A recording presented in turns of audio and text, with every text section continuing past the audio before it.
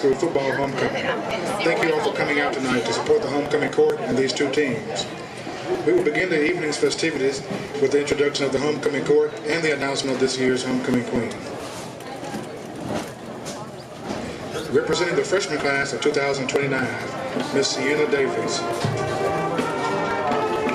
Sienna is the 14-year-old daughter of Nick and Tiffany Davies. She is being escorted tonight by Mr. Colin McKinney, son of James and Jennifer McKinney. Sienna is a member of the SHS cross country, basketball, and track teams. Her future plans include going to college to be a pediatric nurse. One teacher that has inspired Sienna is Mrs. Wilkerson because of how hard she works and how much she cares at school and at church. Ladies and gentlemen, Miss Sienna Davies and Mr. Colin McKinney.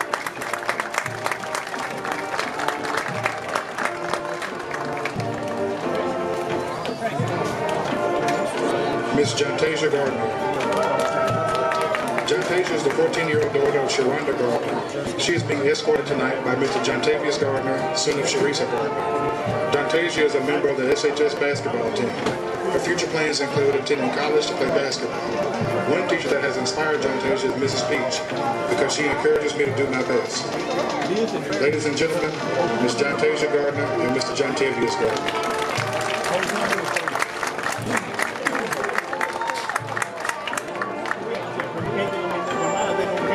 Miss Chloe Lane. Chloe is the 14-year-old daughter of Amanda Hutchins and Jody Hutchins. She is being escorted tonight by Mr. Eli Lax, son of Deanna and Jason Lax.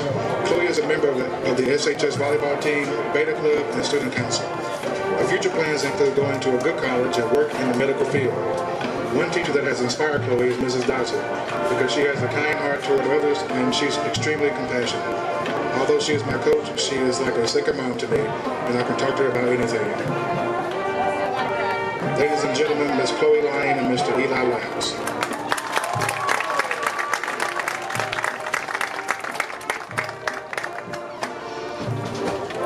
Let's give a round of applause for the homecoming representatives from the class of 2029.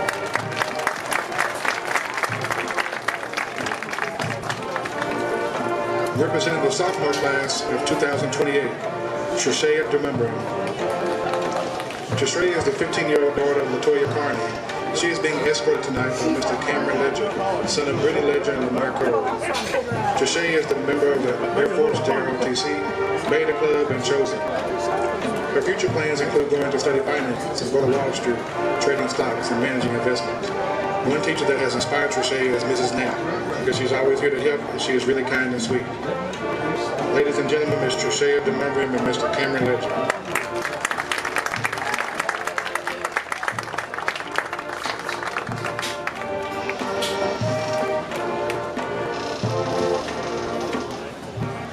Brianna Hernandez Velasquez. Brianna is the 15-year-old daughter of Citlali Velasquez.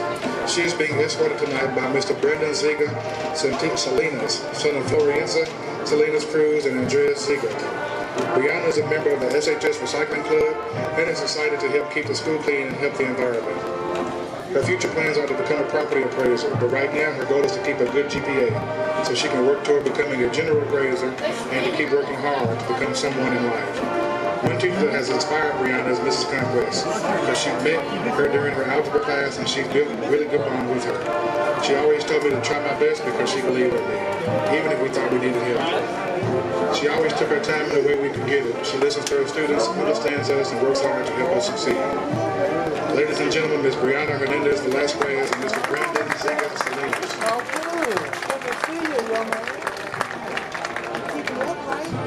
And Ms. Kalia Young. Kalia is the 16-year-old daughter of Takira Young and Brian Dowd. She is being escorted tonight by Mr. Elijah Barbie, son of Keontae Morris and Dominique Barbie. Kalia enjoys listening to music and cooking with her mother. Her future plans include becoming a traveling nurse or an ultrasound technician. One teacher that has inspired Kalia is Mrs. Morris because she tells me to keep going and keep my head up. Always keep God first and don't worry about what people say, just keep going. Ladies and gentlemen, Ms. Kalia Young and Mr. Elijah Barbie.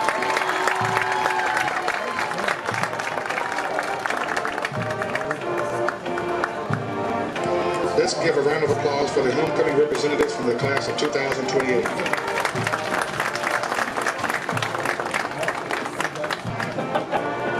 Representing the junior class of 2027, Miss Alani Bravo.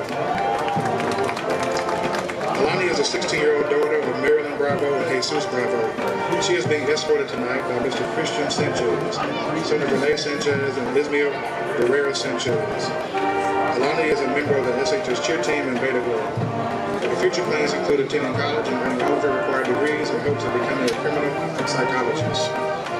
One teacher that inspires Alani is Miss Self, because she is very passionate about what she does and is always willing to help myself and others. She's very kind-hearted and tries her best to lead her students in the right direction. Ladies and gentlemen, Miss Alani Bravo and Mr. Christian Sanchez.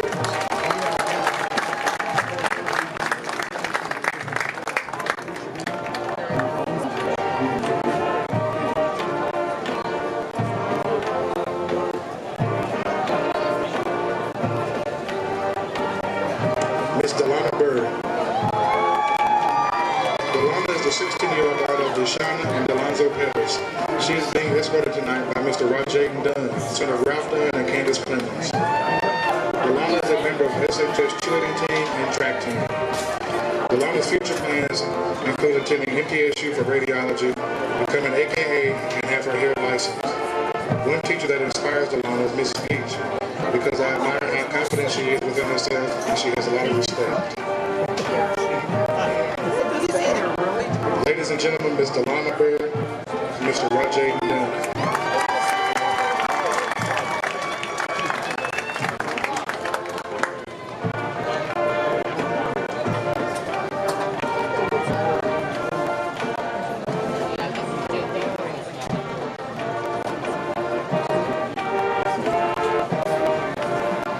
Miss Ava Tab. Ava is the 16-year-old daughter of Ashley Tab and Brett Tab. She is being escorted tonight by Mr. Eli Tejeda, son of Jennifer and Frank Tejeda.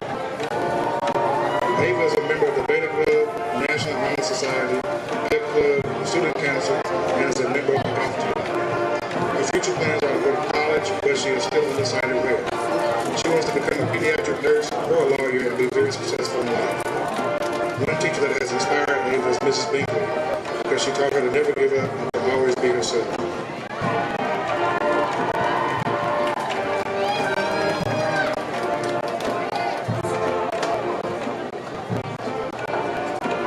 Ladies and gentlemen, Miss Ava Tab and Mr. Eli Tejeda.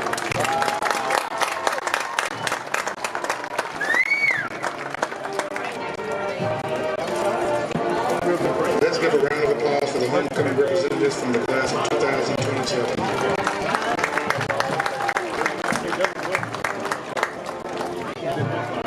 Representing the senior class of 2026, Miss Michaela Atkins. Michaela is the 17-year-old daughter of Ashley Atkins and Marvin Murphy. She is being escorted tonight by John Gerard IV, son of Joaquin Campbell and John Gerard III. Michaela is a manager of the boys basketball team. Her future plans include going to the Navy and staying until she retires. While she is there, she would like to attend school to pursue her dream of being an orthopedic surgeon. One teacher that inspires Michaela is Mrs. Willis, because she inspired her by showing genuine passion to her job and always encouraging her to follow her dreams and always be a better me. No matter the mood I walk in her room with, I always live a better life. She inspired me a lot over the years of being in her class, and her energy is unmatched. Her fondest memory of SHS was any memory of Mr. Long's class, because he is an amazing teacher. She would love to relive her freshman year. Ladies and gentlemen, Ms. Michaela Atkins and Mr. John Gerard.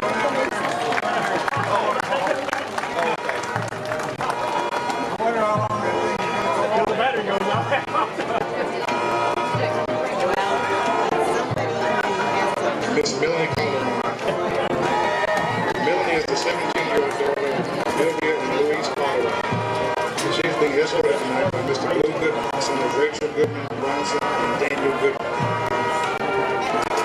Melanie's future plans are to earn her bachelor's degree in nursing and continue her education to become a pediatrician. One teacher that inspires her is Mrs. Tower, because she always encourages her and pushes her to do her best. She's truly my girl. Her fondest memory of with so much about patience, kindness, and joy, and she will always carry that with her. Ladies and gentlemen, Miss Melanie Calderon and Mr. Blue Goodman.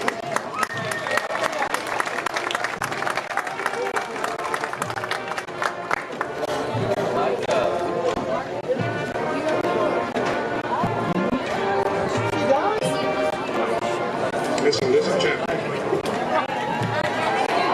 This is a 16-year-old daughter of Stacy Chapman.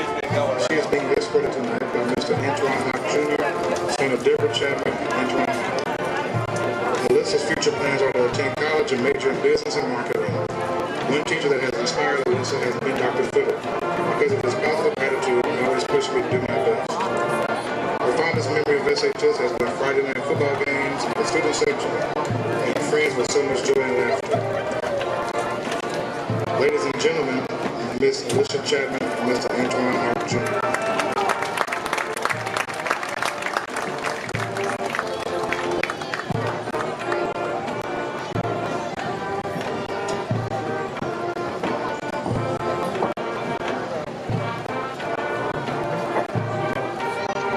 Miss Dakota Sweeney. Dakota is the 17-year-old daughter of Jason and Heather Sweeney. She is being escorted tonight by Mr. Joshua Merritt, son of J.R. and Christy Merritt. Dakota's future plans include attending Middle Tennessee State University and majoring in psychology. One teacher that has inspired her has been Miss Williams, because she always wants me to do better and stop bleaching my hair. The fondest memory of SHS has been the tailgates before the games. Ladies and gentlemen, Ms. Dakota Sweeney and Mr. Joshua Merritt.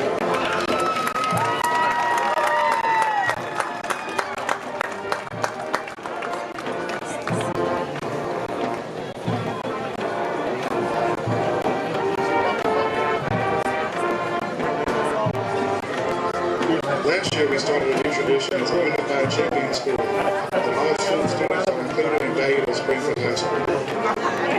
Introducing our Yellow Jacket Spirit representative, Ms. Anaya Clemens.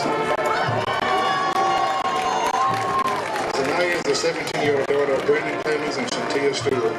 She is being escorted tonight by Mr. Braden Ventoti, son of Tracy and Brandy Ventoti. Anaya is a member of the track team and enjoys conditioning. Anaya's future plans include going to work at NHC Healthcare and helping others. One teacher that has inspired her has been Mrs. Fry, because she wants me to believe in myself and not to give up. Every time I say I can't do it, she says you can and inspire me to be confident. She says that I'm smart and beautiful. Thank you, Mrs. Fry. Her fondest memory of SHS has been spending time with my friends and teachers. I love to hear my teachers and laugh with my friends and have fun with Mrs. Fry and cheer for the Springfield High School football team. Ladies and gentlemen, Ms. Anaya Clemens and Mr. Braden Ventoti.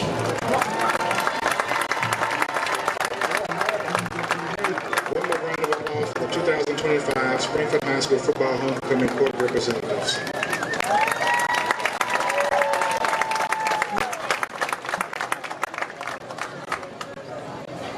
And now the moment you've all been waiting for, the crowning of this year's homecoming queen. This year's queen is being crowned by 2024 homecoming queen, My Barbie. Your 2025 homecoming queen is Melanie Calderon.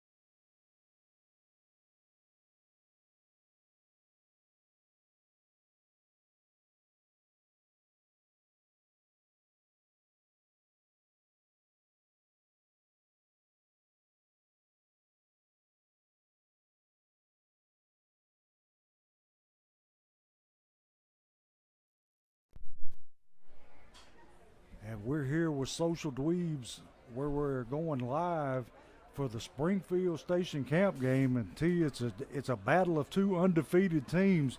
Even though early in the season they're both 3-0. Yes, sir, Coach. Big night tonight here in Springfield for homecoming 2025. As you said, the 3-0 Jackets welcome in the 3-0 Station Camp Bison. First, last Friday night, Coach, the Jackets took a familiar trip over to Portland, Tennessee to pay the undefeated Portland Panthers a visit. The Jackets started off slow, not scoring a point in the first half, and falling behind 7-0 when Portland hit big on a 29-yard touchdown pass to get the scoring going. But shortly after, the Jackets joined the scoring party, courtesy of Casey Woodson's 16-yard touchdown pass to Bryce Baldwin. The Jackets had arrived. Hurst would find the end zone from 5 yards out, and Casey Woodson would connect with Cobbins for touchdowns of 17 and 45 yards. Cobbins would finish with 6 receptions, 143 yards, 2 touchdowns, and Casey Woodson with a beautiful night, Coach. 15 for 20, 272, 3 touchdowns. Defensively, the Jackets were led by Junior Baird Reynolds with 10 tackles, 3 tackles for loss, and Dowling not far behind with 7 tackles of his own. The Jackets go into Portland and hand the Panthers their first loss of 2025. 393 total yards of offense for the Springfield Yellow Jackets up there in Portland last Friday night. Jackets control the ball game, and the Jackets beat Portland 27-19. It's making 11 straight wins over the Portland Panthers and set up tonight's big undefeated matchup here at homecoming in the Nest. And tonight's opponent is going to be a little bit different than what they've seen the first 3 games, because the first 3 teams we played were very run heavy, and tonight Station Camp a little bit more diversified, like to throw the ball around. Yes, sir. Here they come, Coach. Here come the Jackets. In the all gold uniforms with the white helmets. He got a packed house tonight.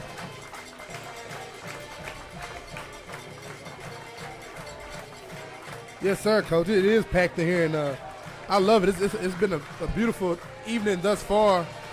People all over this place. Tailgates everywhere. If you're in the Nest tonight, you're missing out.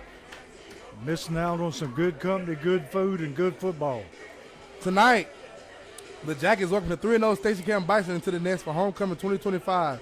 The Bison coming to the Nest after a 35-7 convincing win at White House last week. The Bison come in to sport, like Coach said, a spread offense that loves to toss it around the yard. Fun night we got ahead of us, Coach. Yeah, we're going to see our defensive back challenged tonight like they hadn't been all year. Yes, sir. And hopefully they respond in a positive way. And it would help out if our defensive line can put some pressure on this quarterback and get him out of that pocket. You got that right, Coach. With the way the Springfield High School Yellow Jackets play defense, you know, Coach Drew Wilson loves the blitz, but when you playing a pass-heavy team like this, you really want to get home with those front 4 and let the back-end guys guard. Captains for the night for the Springfield, as always, number 88, Jaden Hurst.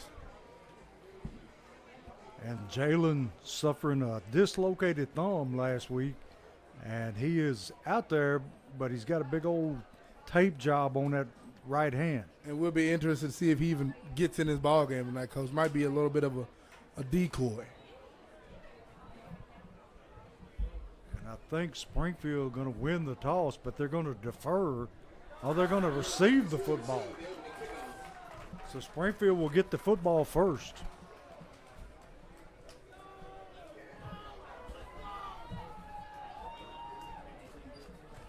And we'll take a short break and get back here where the Jackets will kick off homecoming 2025. You're watching Social Dweebs Sports.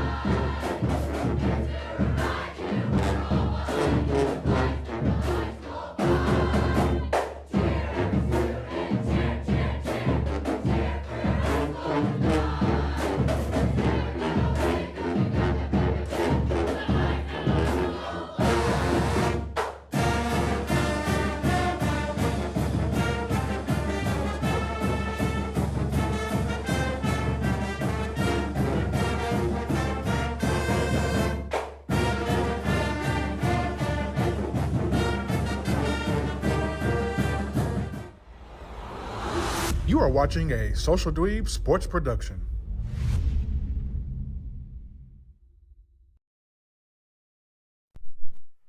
We're back here with Social Dweeb Sports, where Station Camp is lining it up to kick it away to Springfield.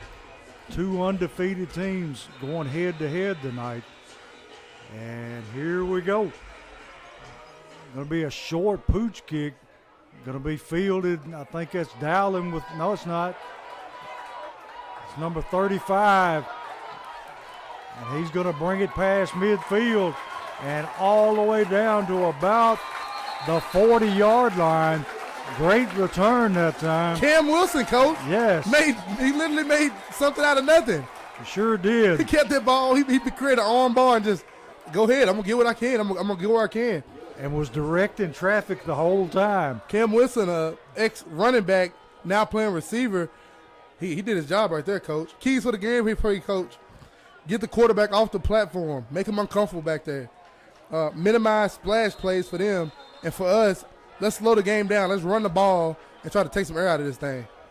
And Springfield coming up in an empty backfield set behind Woodson. Going to put a man in motion across the set.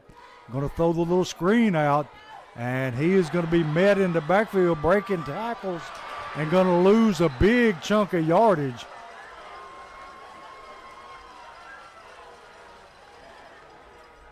All the way back to the nose of the football is at the 50-yard line. So it's going to be second down and about 20. Yellow Jackets showing them something they hadn't seen before, and it didn't work out real well. The Bison and Yellow Jackets have met a bunch over the last few seasons. The last time Springfield lost the Station Camp, coach, was in 2008. Dowling in the backfield now, going to hand to Dowling up the middle, finding some running room, and he takes it back to the original line of scrimmage, where it's going to be third down and 10 for the Yellow Jackets.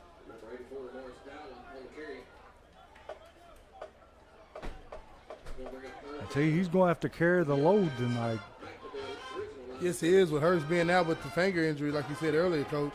It's going to have to be Lemarius Dowling tonight and committee after that. We know I've seen Trusty carry the ball some with success, but other than that, it's going to be probably a lot of screen game and getting the ball out for the Jackets. So third down and 10. Woodson looking to throw. Got a man over the middle. Caught. Cobbins, it's going to be a foot race to the end zone, and he is going to win it every time. He's going to win it every time, coach. Threw that ball right on the money. Caught it in stride and cut it up the far side for the touchdown. Boom! So it's going to be Springfield strike first, making it 6-0.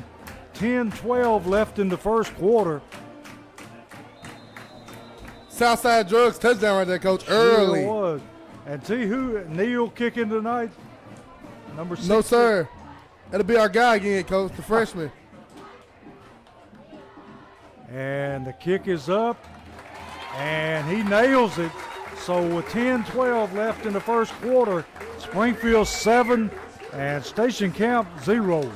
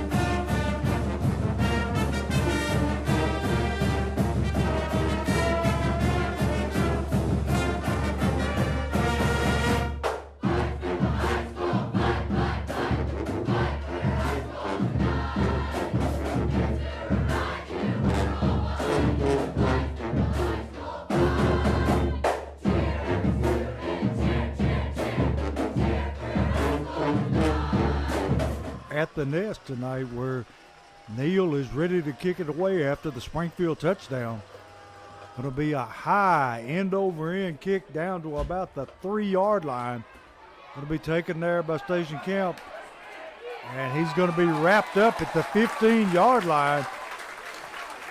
Number 27 for Springfield and 23 on the tackle. Number 27 for the Jackets, Isaiah Williams, and number 23, Braden Trusty.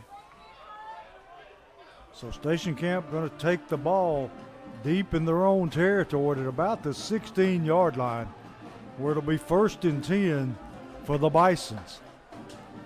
And like I said, key to the game, coach, make his quarterback uncomfortable.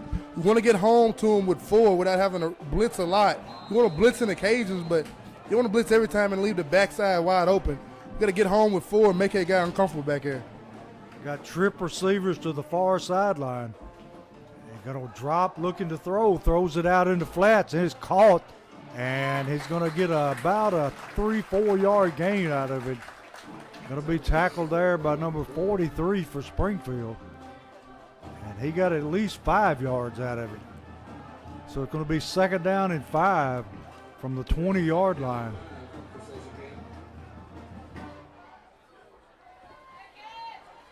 Looking to throw again, going to throw the same play to the near sideline. And he catches the ball at the 25-yard line. Going to bring up 3rd down and about 2. And see, they like to play up-tempo. Yeah, they do, and you get yourself in trouble like that sometimes, coach. Yes, you do.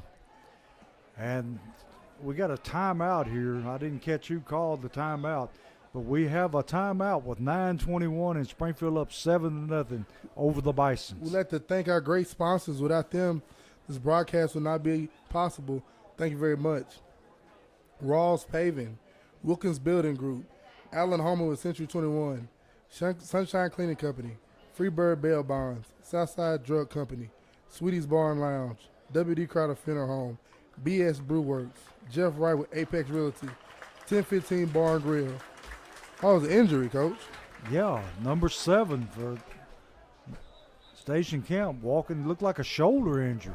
Holman Jewelers, Westside Wheels and Tires, Dunbar Lawn Company, Forklift Systems, Jody Reynolds with Legacy Signature, and Vision Concepts. Thank you all. Big 3rd down and 2 here. Station Camp at their own 25-yard line. Quarterback going to keep it himself, and He'll get that. yeah, dialing in on the tackle. And see, they're moving the chains. Yep, he got that, Coach. Yeah. By about a yard. So it's going to be 1st and 10 from about the 28-yard line. Quarterback looking to throw, under pressure, rolls out, flips it out in the flats. Got some running room. Still on his feet. Got to be tracked down by number 23 for Springfield. Tackle from behind to keep the touchdown from happening. Trusty from his linebacker spot tracked him down, Coach. And they're in rush. They're rushing, Yeah. Coach. They're right back to the line of scrimmage. Hand to the tailback this time. Going to be hit for about a 2-yard gain. And they are definitely playing up-tempo.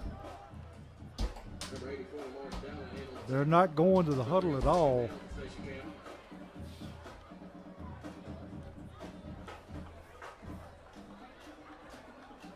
Getting the signal in from the sideline. 2nd down 9. Quarterback dropping, looking to throw, under pressure, and almost intercepted there by Beard. Good coverage out there. And it went in and out of his hands. So it's going to be 3rd and 9. The ball is just outside the 25-yard line. Big 3rd down here, Coach. And quarterback looking to throw again. Throws a screen, caught by number 2. And he is going to rumble down for a 1st down inside the 15-yard line.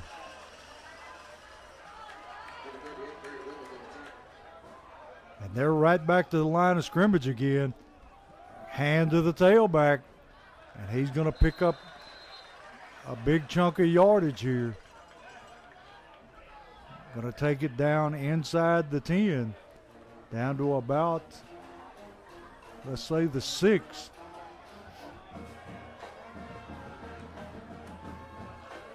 Quarterback looking to throw, and he gets his man for the touchdown.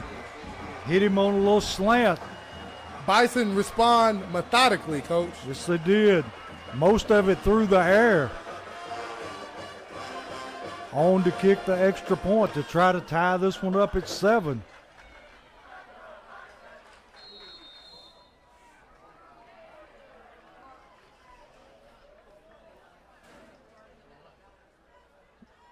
Kick is away, and it is good. So with 7:13 left in the first quarter, we're tied at 7 here in Springfield.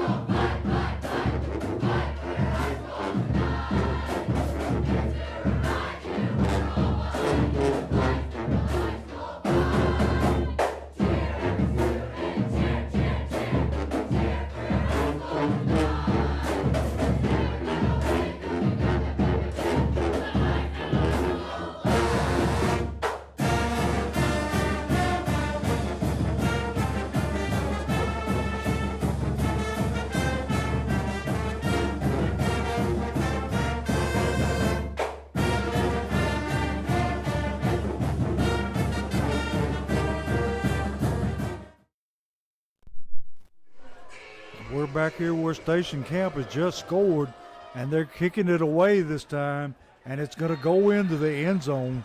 So Springfield will take the football at their own 20-yard line.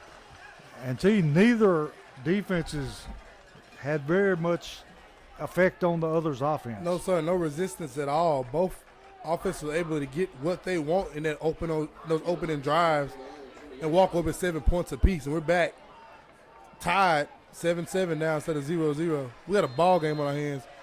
But if the Jags can calm down on the defensive end and like I said, get home with 4, Coach, I think they could be very successful.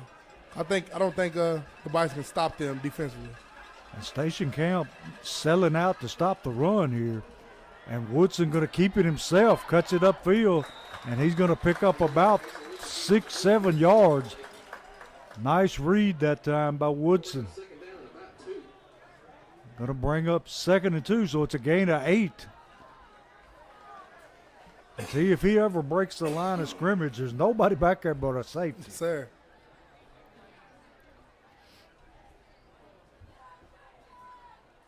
It's going to be 2nd and 2.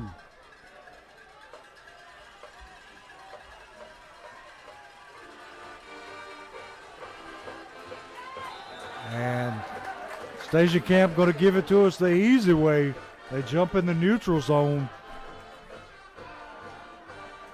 So we'll have a Holman Jewelers first down by way of penalty.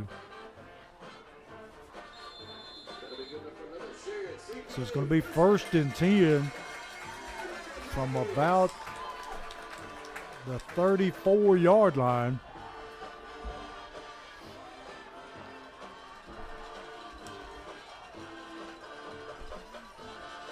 Woodson looking to throw, throws it deep down the sideline, and that has to be pass interference. And it is. Flags flying everywhere. Beard had his man beat. He was all on top of Beard that time. He sure was. And he still almost came down with the catch, despite the man being draped all over him. So Springfield taking the top off of this defense here because they were crowding their line of scrimmage something awful. 15-yard penalty going to put the football down at the 40. 8-yard line of Springfield. 1st and 10, another Holman Jewelers first down by penalty. And see, we got number 20, is that 23 in the backfield now? Yes, sir. It's Trusty back here now, Coach.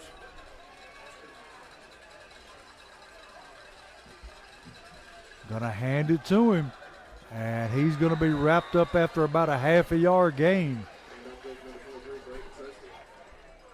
Maybe a yard.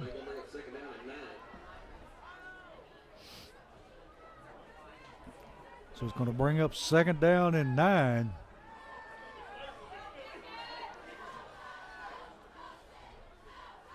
Ball at the 49-yard line.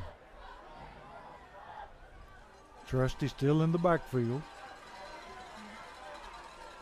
Woodson looking to take the snap. Gonna roll to his left, throwing out in the flats. A nice high catch by Cobbins. Pulled it down and gonna pick up about 6-7 yards. Gonna bring up a 3rd down and about 2. And he went up that time and climbed the ladder and brought it down. Yeah, he did. And I thought about it, because only one person on this field can probably make a play like that. It's number 1 in gold. Dowling back in the backfield on this short yardage situation. Gonna hand to him. Runs into the back of one of his own linemen. And I think it's going to be awfully close. That's close. I don't think Coach Wilson going to hesitate on this one, Coach. No. It's going to be 4th down and short. Very short, less than a yard.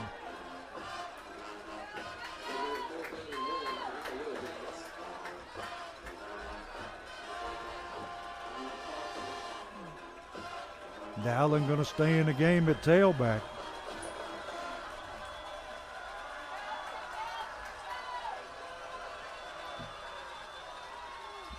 Got a hand to Dowling, and that's going to be awfully close. They might have to come out with the measurement for that one. Yes, they will. Station Camp seems to think that they stopped him. They're spotting the ball at about the... I don't know why they even try to eyeball this. Bring the chains out. Yeah. What we waiting on? Why take a chance? Bring the chains out. Don't. Oh, they're not even going to measure. They're just going to say come up short. I hate when they do that. What do they have the chains on the sideline for? I know. Why not so use we can them? assume off of it? Pull Yeah. them out there and measure that thing. Now, you can't tell me his eyesight is that good. No, Coach. Too many gray hairs on his head. You got it. So it's going to be 1st and 10 for Station Camp from the 47-yard line, or 44-yard line, my fault. Station Camp in the shotgun, 3 receivers to the far side. Quarterback going to run the quarterback draw, and he's got a lot of room. Finally going to be wrapped up by Beard, but not before he takes it into Springfield territory down to about the 42-yard line. And there was a lot of reaching and grabbing going on up there. And we got a flag back here. He may have caught it.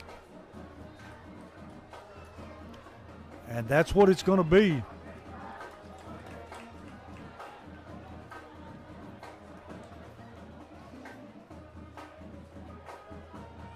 So it's going to be holding on Station Camp. I'll move them back behind the chains. All the way back to about the 34-yard line. And now he's moving it again. So now it's down to the 31-yard line. That's a long way, Coach. Yes, it was. And from the point of the foul.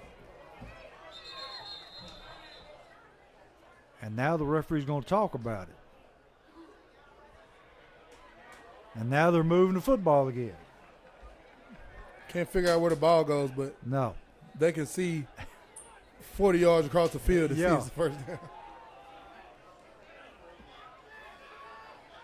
So it's going to be first and about 20. Quarterback looking to throw, throws it out on the little screen. Going to be stopped right there in his tracks by number 35 for Springfield. Number 35 for the Jackets, having a big night so far, Coach. The junior, Cameron Wilson. He hit him about the time he caught the football. So it's going to be second down at about 18. Quarterback looking to throw again. Pulls it down, going to try to run. Got a flag down. Throws it out of bounds. But I think we're going to have another holding penalty. And it's going to be interesting to see, I don't know, holding, station camp. If you move them back or do you take the down? The way it is now, it's second and 18. It would be third and 18. And so they're going to decline it, bringing in number 72 on the front line, along with number 55. So it's third down and 18. Going back to that trip set. Springfield showing blitz.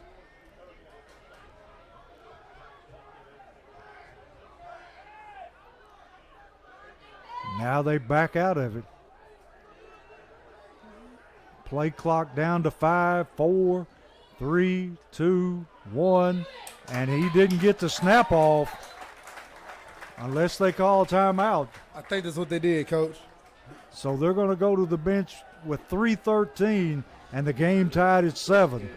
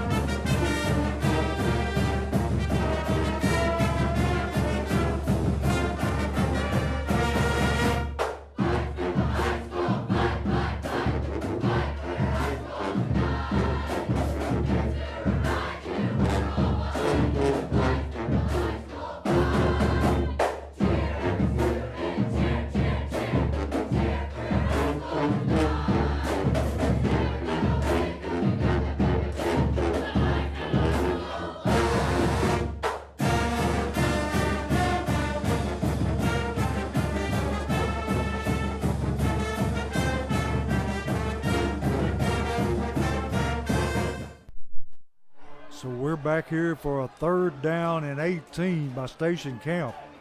Quarterback dropping, looking to throw down the middle.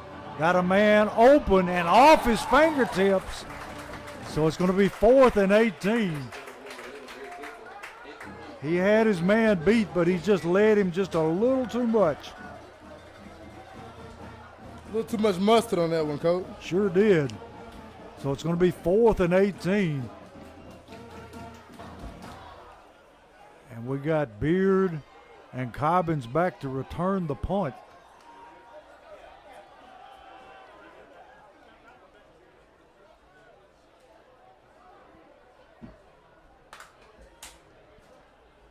Play clock down to 9. Snap. Short, high punt. Gonna go out of bounds. Looks like inside the 25 at the 24. So end up being a pretty good punt.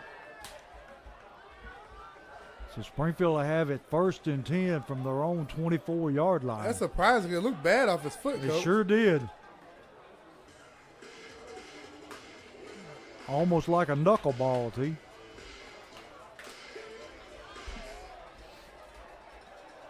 Springfield to the line of scrimmage. Woodson in the empty backfield. Twin receivers to each side. Going to throw the quick screen. And they were ready for it. And take Cobbins out of bounds. He's going to pick up about 2 yards. Until eventually Cobbins is going to cut that up. It's going to be there, Coach. So 2nd down and 8 from the 29-yard line.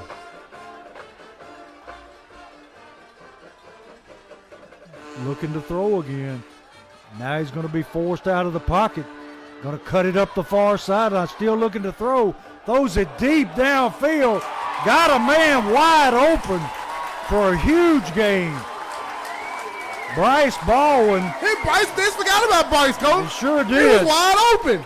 Nobody close to him. And Woodson bought enough time for him to get open and found him for the Holman Jewelers first down and a Forklift Systems red zone. What a play. So the Jackets cooking with gas here, T. Yes, sir. Wilson set his feet. Lo and behold, Bryce Baldwin wide open down the field. What a way of Bryce, too, just not quitting on the play. Keep running, get open. Came back to the football. Woodson still in that empty set. 1st and 10. Puts a man in motion. Going to roll to the right. And we got a flag thrown. Look like it's going to be a hold. And they throw it deep down and out of the end zone. But I think you're going to have a hold on Springfield. And that's what the referee signals. It's going to move us back 10 yards.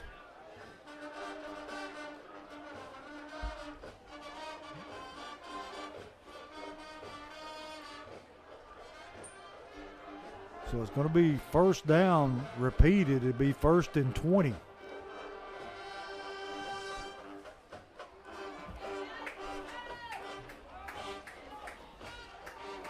Station Camp selling out, coming on the pass. So 1st and 20 from the 34-yard line of Station Camp. Gonna hand to Dowling. Dowling cuts it outside, finding some running room, and he's gonna take it to the house for the touchdown. Once he broke the line of scrimmage, nobody there to stop him. Lamarius Dowling, ladies and gentlemen. Lamarius Dowling. What a play. Man tried to shirt tackle him, and That that ain't wasn't gonna what work. happened. Nah, that ain't gonna work. You gotta pull your pads and you gotta put your pads, your breakfast, and your lunch behind you. You try to tackle Lamarius Dowling in the open field. And Touchdown Jackets. Hope you got one of your teammates close to you. Yes, sir. On to kicks the extra point. And the snap's good. Kick is good. So it's going to make the score 14-7 in favor of the Yellow Jackets with 1:06 left in the first quarter.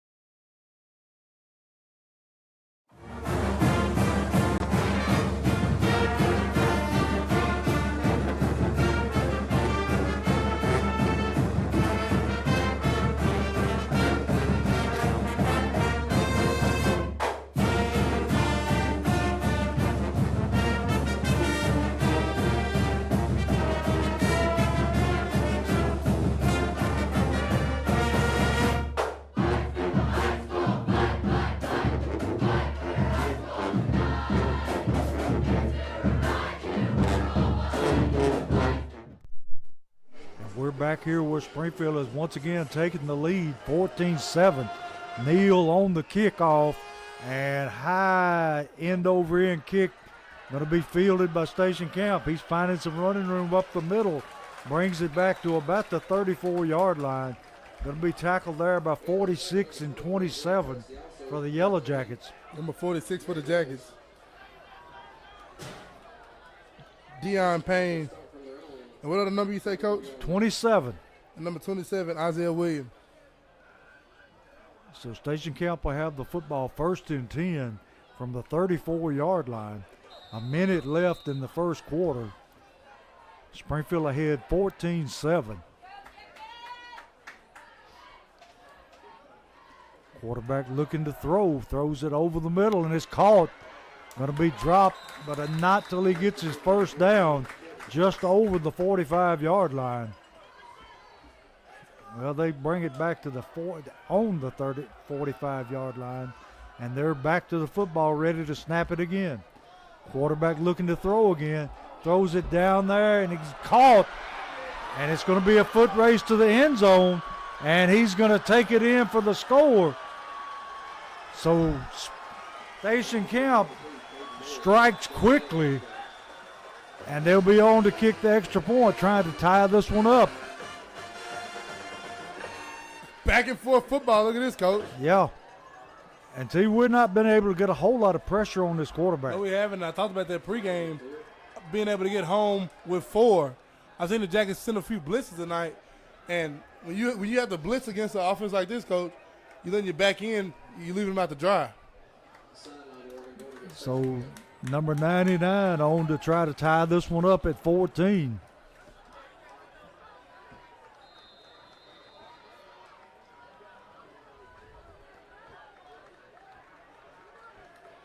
Snap, kick, and we are tied at 14 with 34 seconds left in the first quarter. And see, they struck very quickly that time. Yeah, they did, Coach. And that was open, and I don't know how he snuck back there, and then he got the pass, and he just did the rest with his legs. Great play. Springfield got to find a way to get some pressure on this quarterback and shut this passing game down.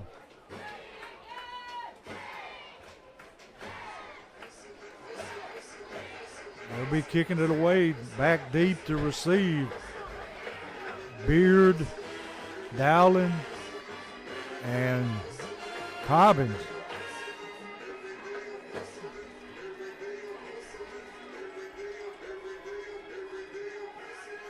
Look like every possession is going to be precious tonight. Yes, sir. First team to credit. Look like first team with a turnover is probably going to lose this ball game, Coach. Or whoever could create more defensively. Yeah. And this kicker last time kicked it out of the end zone. Yeah, he did. And he has a foot on him, Coach. He sure does. I watched him during warm-ups, and he was booting it a long way. Yes, sir. I see, and the first time he pushed it in the air, and Wilson made him pay for it. Last time he kicked out the end zone. Let's see what we get this time. A low-line drive kick this time, going to be fielded by Beard at about the goal line, and he's cutting it upfield, still on his feet, brings it back to about the 34-yard line. Nice return by Beard. And the more I see of him, the more I like him. Shifty, Coach. Not flashy, but gets the job done. I'd like to see the Jackets respond right here, Coach. 24.4 seconds left in the first quarter. We're tied at 14. And see, they've got this man on an island out here with no Cobbins. safety help either. No, he's one-on-one. Going to hand the ball to Dowling. Dowling cuts it upfield. Going to take it past the 35 for a gain of about 2, maybe 3. That's going to be it for the first right there, Coach. They're going to let the time run out. And see, we got to make some adjustments here between quarters. Yes, sir. We got a ball game on our hands. So it's the end of the first quarter, and we're tied at 14 here in the Nest.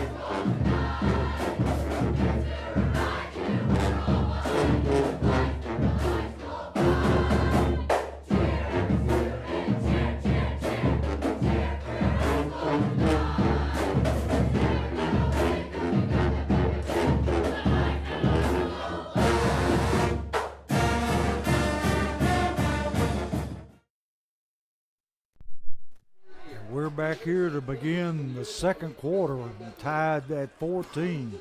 And they're talking about the 2025 Springfield High School Hall of Fame class. And a great class it is, Coach. A few names mentioned in that class that everybody knows, household names, and it's going to be fun to see them inducted into this year's class tomorrow night at Springfield Baptist.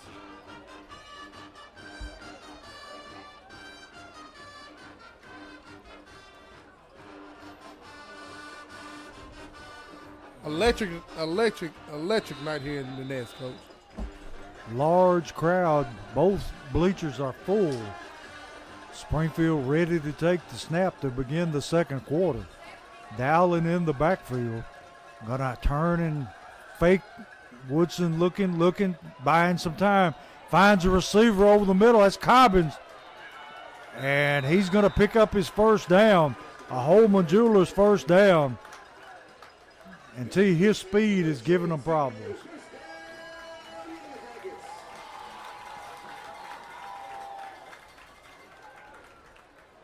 And Kason Woodson, Coach, is keeping his eyes down the field, making something happen. What we got? We got a flag thrown way back in the backfield, and it's going to be against Springfield. Holding again. Kason Woodson being more nimble in that pocket I've ever seen him, Coach. Yeah. So it's going to be second down at about 20.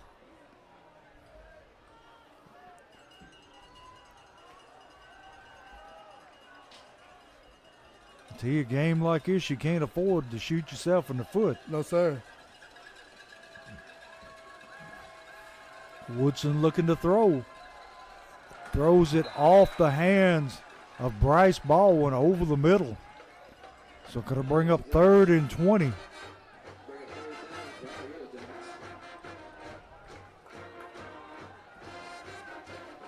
Woodson not having a lot of time back there.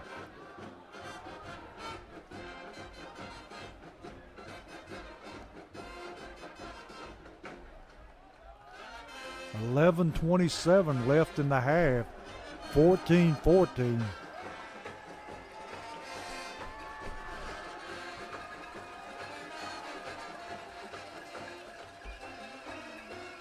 Woodson dropping to throw. Steps up in the pocket, lets it go deep, and had Cobbins open, but overthrew him. And he was open down the middle. Yes, he was. So it's going to bring up a 4th down in the first punt of the football game. Finally, somebody stopped somebody, Coach. Yeah, Neal on to kick it away.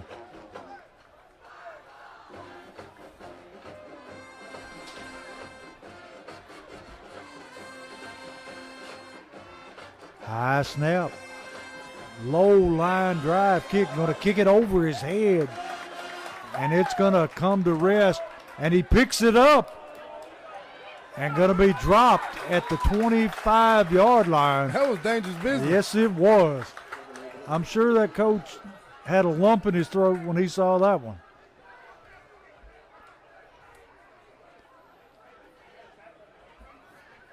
So Station Camp will start 1st and 10 from their own 25. 11:05 left in the half, tied at 14.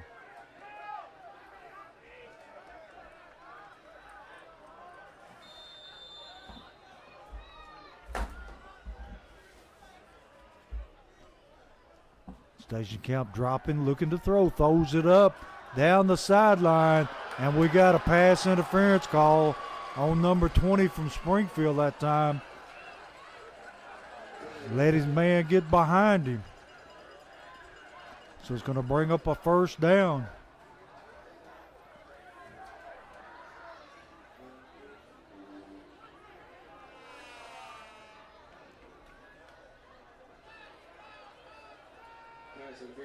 They'll spot the football at the 40-yard line of Station Camp, where it'll be 1st and 10.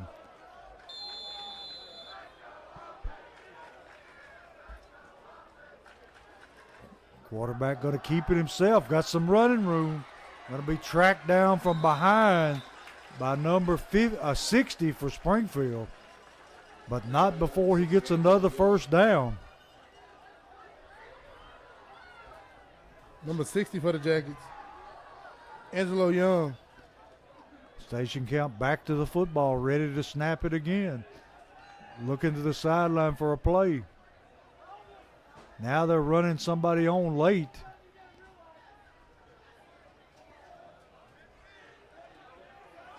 See, that's a big receiver. It is. Quarterback looking to throw, throws it out in the flats. Going to be hit there by number 23 for no gain. Trusty.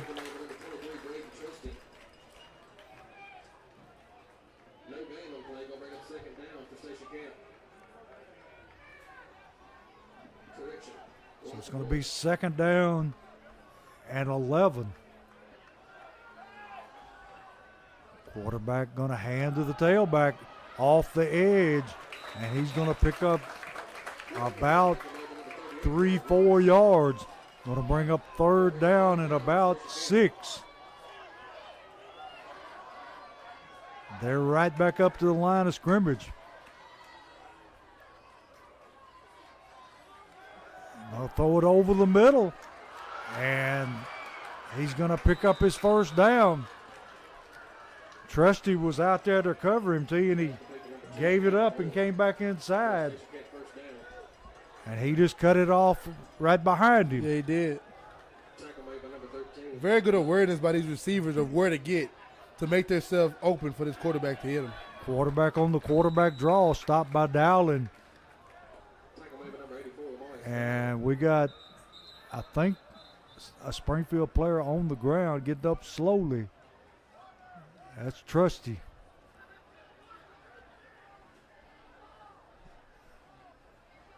And he's back on the ground.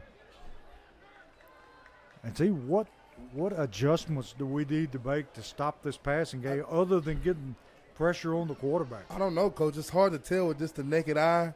That's why they got these cameras and drones flying around here so they can figure it out. And trust and believe Coach Drew Wilson will figure it out here sooner or later. But I can't see it with the naked eye. I just don't know, Coach. They're running so many different schemes and so many different games with these trips looks and all these different concepts. It's hard. It's just hard. When you Springfield team, especially playing the 2 teams you played the last 2 weeks, it's just hard. The easiest way is to make it where you can't throw off your back. Yeah. And put some pressure on him, get some sacks, make him start moving around. But so far, we hadn't been able to get any pressure on him whatsoever. He's like I said, key of the game, Coach. Get him off his pedestal back there. He's been on it. He's been able to stand tall and throw strikes. We got to get him moving around. We got to get him uncomfortable. And we got a whistle and a flag. I think we're going to have a procedure penalty on Station Camp. That was what you was talking about a while ago, T. They're trying to go fast, and sometimes people don't get set. So it's going to cost them about 5 yards. And see, this quarterback's got a quick release. Yeah, he does. So it's going to be 2nd down and 15. Ball just across the 40-yard line of Springfield. Looking to throw. Steps up in the pocket. And we got another flag down in the area where you would think it was going to be a hold. And that's what it is. It's a hold against Station Camp. So that's going to move them on back from the spot of the foul.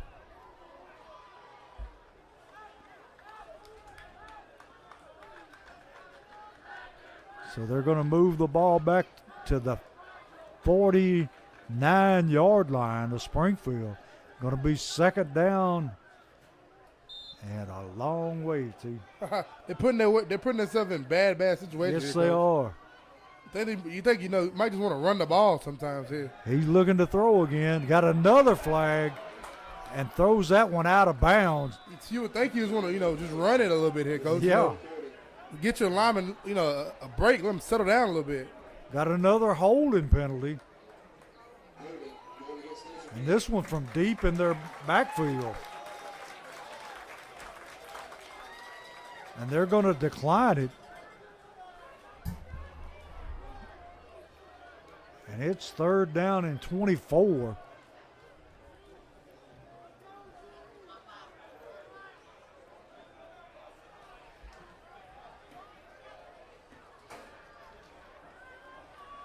So you got to be wary here for a screen. Yes, sir.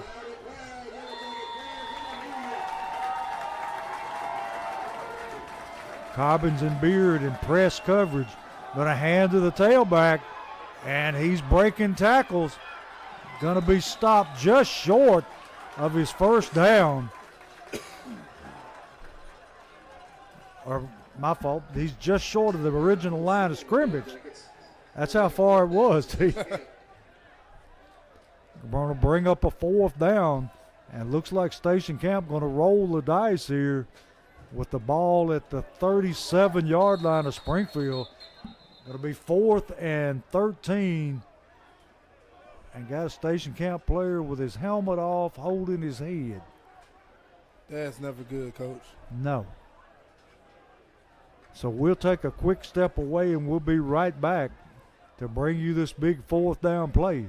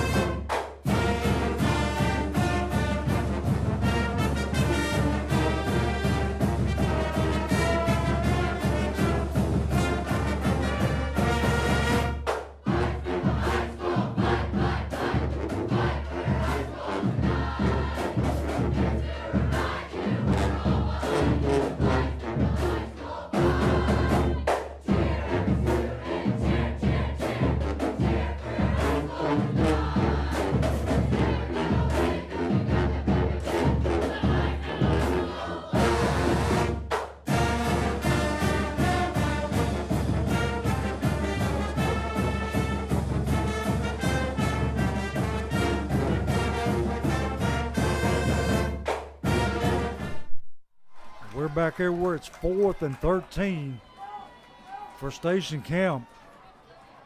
Ball at the 36-yard line of Springfield. And I think they're going to think about this one. I would too, Coach.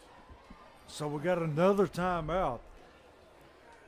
And either they saw something they really liked or they saw something they really didn't like. One of the two.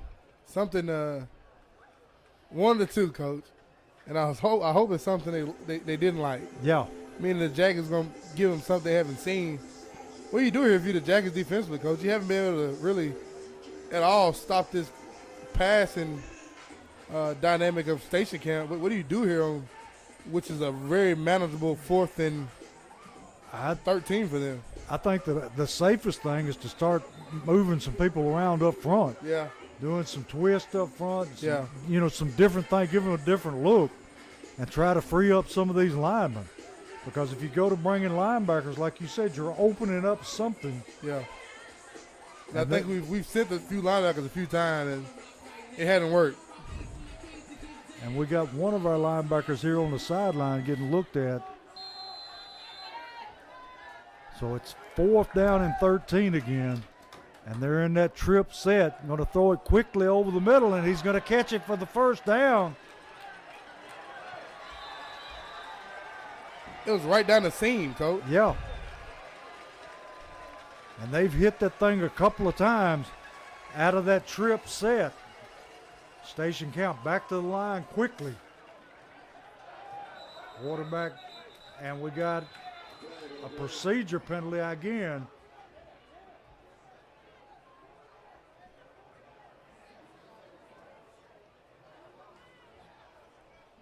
At least I hope it's a procedure penalty. Yep, illegal procedure against Station Camp. Trying to go quickly. Somebody was moving when the ball was snapped.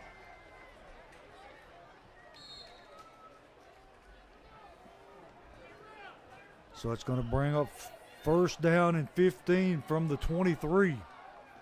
7:09 left in the half, tied at 14. Quarterback going to throw the little out.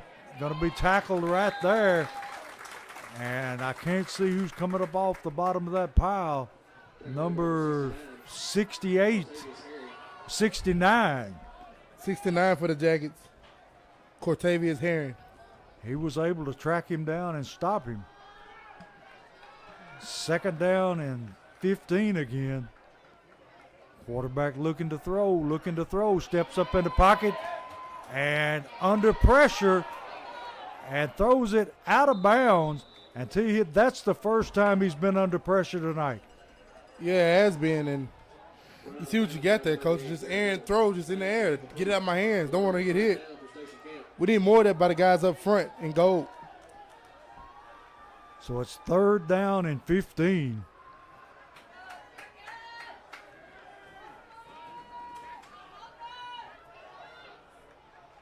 Going to run misdirection here. And he's going to be stopped short of his first down. So, T, now if you're Station Camp, do you kick it or do you go for it? It's going to be fourth down at about 9. I see the kicker running on with the T, Coach. Yep. He's got the leg to hit it.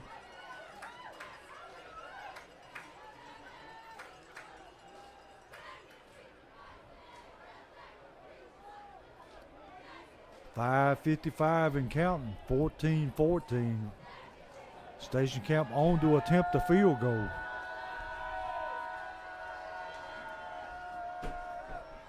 Snaps good, kicks up, and it is no good. So Springfield defense has held. Dodged the bullet on that one, Coach. Sure did. And it's first and 10 for Springfield. Backed up in the shadow of their goal post at about, let's see where they spotted.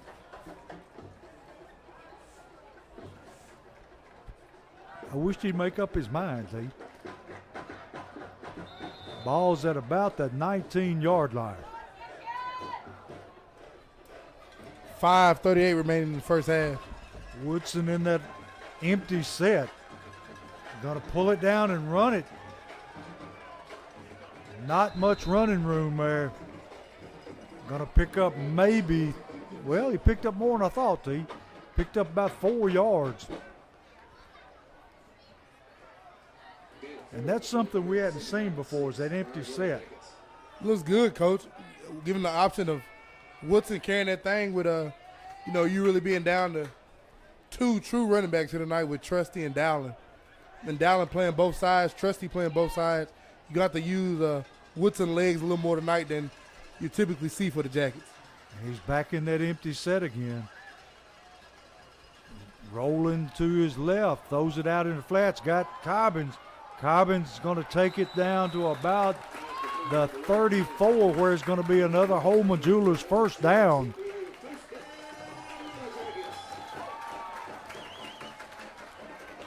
.453 left in the half. And if you're the Jackets right here, Coach, this is what you want. Take your time, put some points out of this thing. Be nice to score with the time running out right before half. And having them make them respond coming out of halftime. Woodson takes the snap, going to throw the quick screen out to Beard. Not anything there. Good coverage out there by Station Camp for no gain. Going to be second down 10.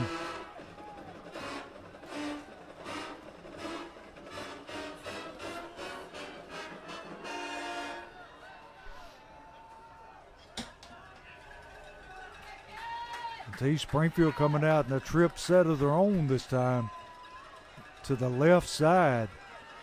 Second down 10. Woodson looking to throw, throws over the middle, hits number 13, and he takes it up close to a first down. 13 for the Jackets. The sophomore, Amara Level. And it is a Holman Jewelers first down. Got 3:35 and counting on the clock.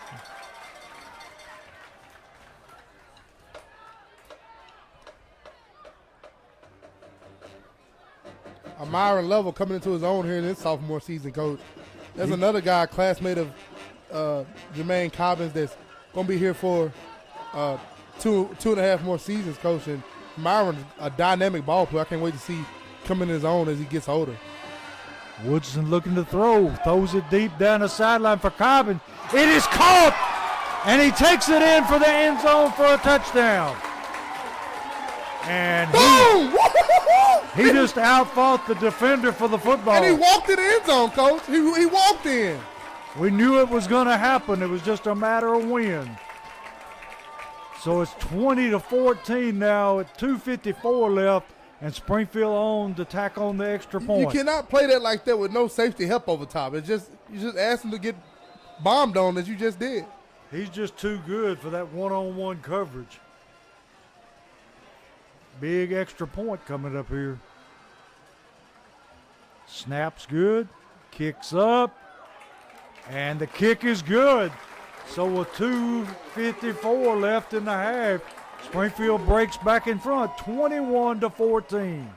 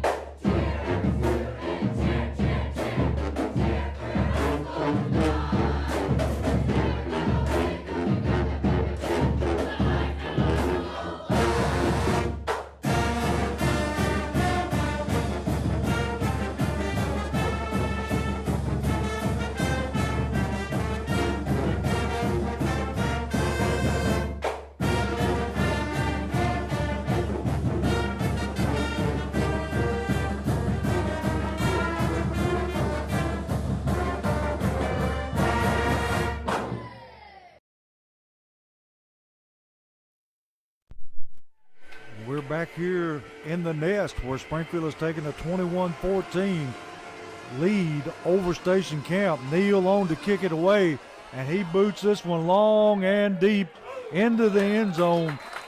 And Station Camp will have 80 yards to go with 2:54 left in the half. What a play there by the Jackets. Kason Woodson standing tall in the pocket and delivering a bomb over the top of the Station Camp defense to Jermaine Cobbins. Beautiful, beautiful play there. Jackets up 7. Yeah, we could see it coming. We just didn't know when it was going to happen. So Station Camp got a 2-minute offense situation here.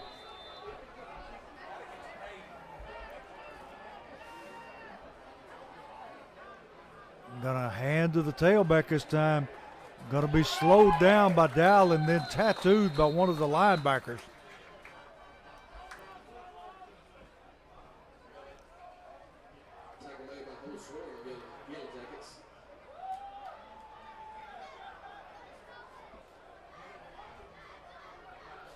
Gonna be 2nd down and 10.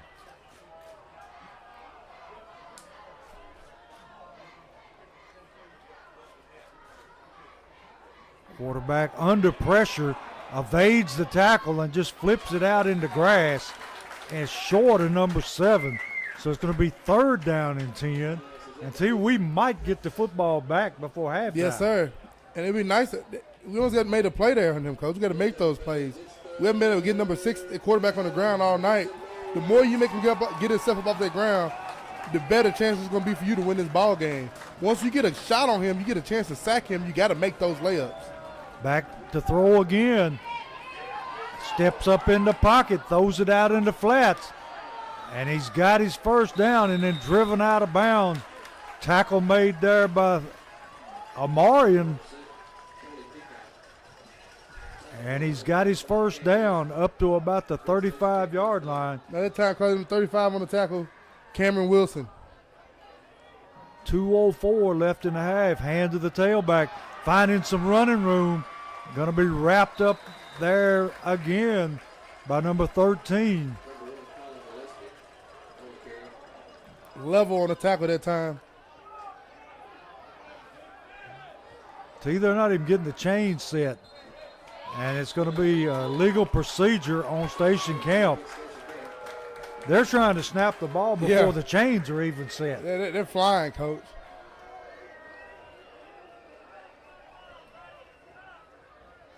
Bringing Dowling back in up front. If somebody can get pressure on him, that's the man. Yes, sir, it is.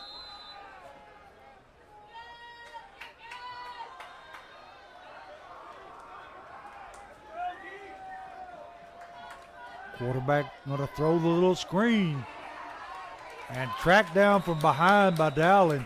They get it back to the original line of scrimmage where it's going to be second down and 10. Back up on the line of scrimmage. Quarterback looking to throw again. Throws it over the middle. And they're going to call that pass interference. I think they both got there at the same time, T, the ball and the defender.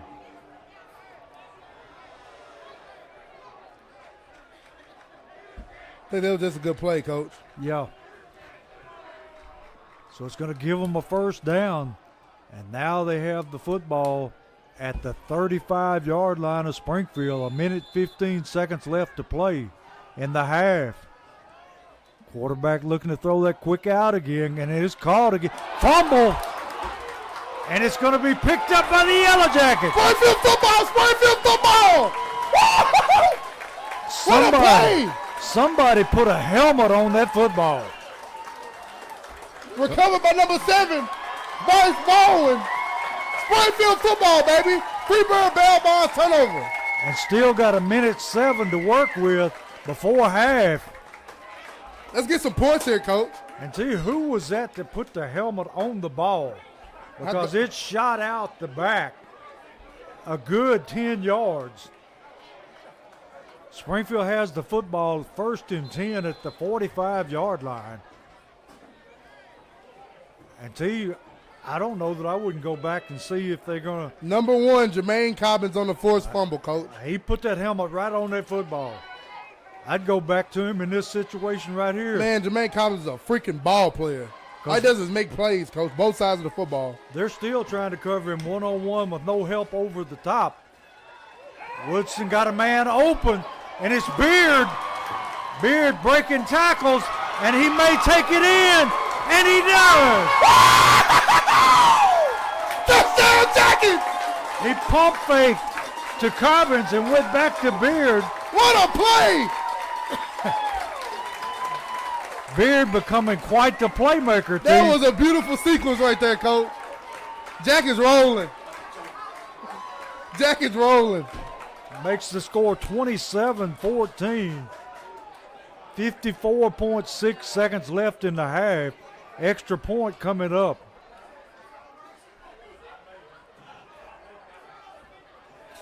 They might throw a flag on me up here, Coach.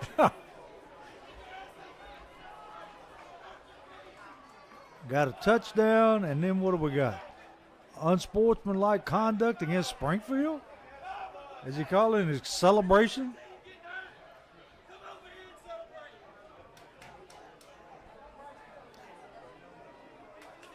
They're on to kick the extra point. 27-14.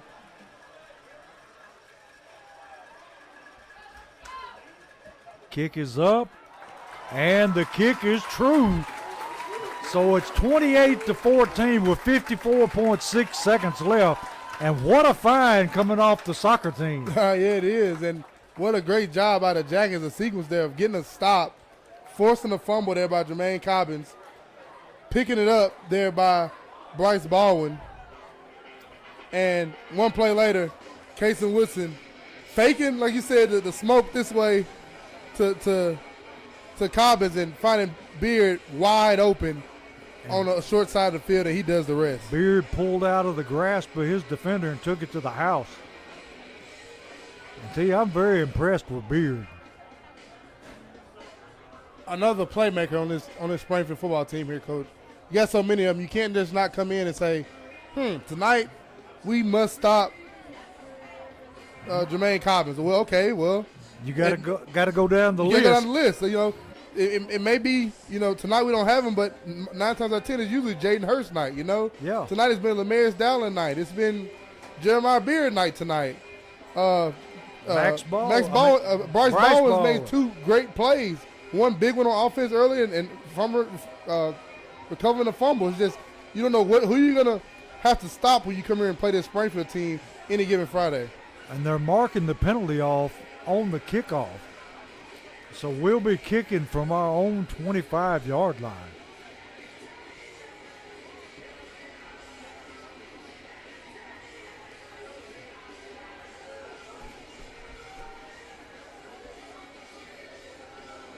So Neal having to work with a kickoff from the 25.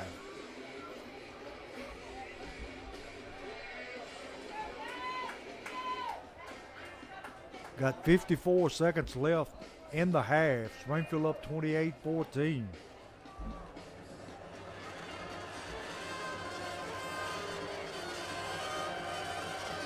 Neal kicks it away. Going to be fielded about the 10-yard line. And going to be met there by number 35 for Springfield and dropped at about the 26-yard line. Cameron Wilson has been all over this freaking football field tonight, Coach. He sure has. He's been everywhere. From the first play until now, he's been playing football lights out.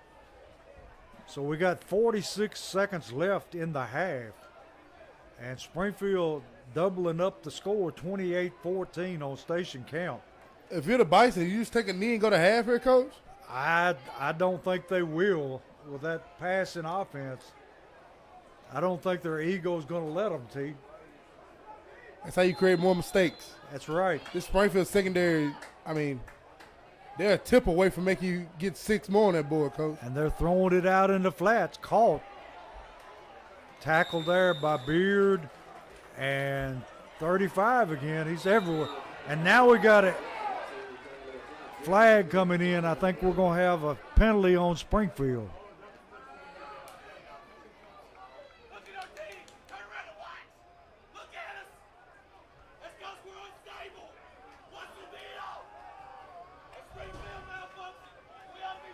Can't do plays. We can't make plays like that, Coach. No. You can't give them a free 15 yards in this type of situation. They just wasn't thinking. So now they've got the football at the 41-yard line of Springfield with 38 seconds left, where it's 1st and 10.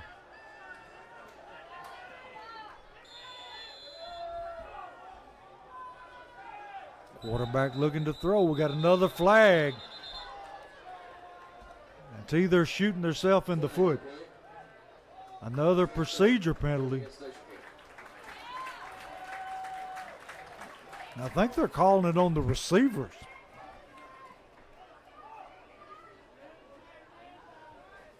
So the ball's moved back to the 46-yard line.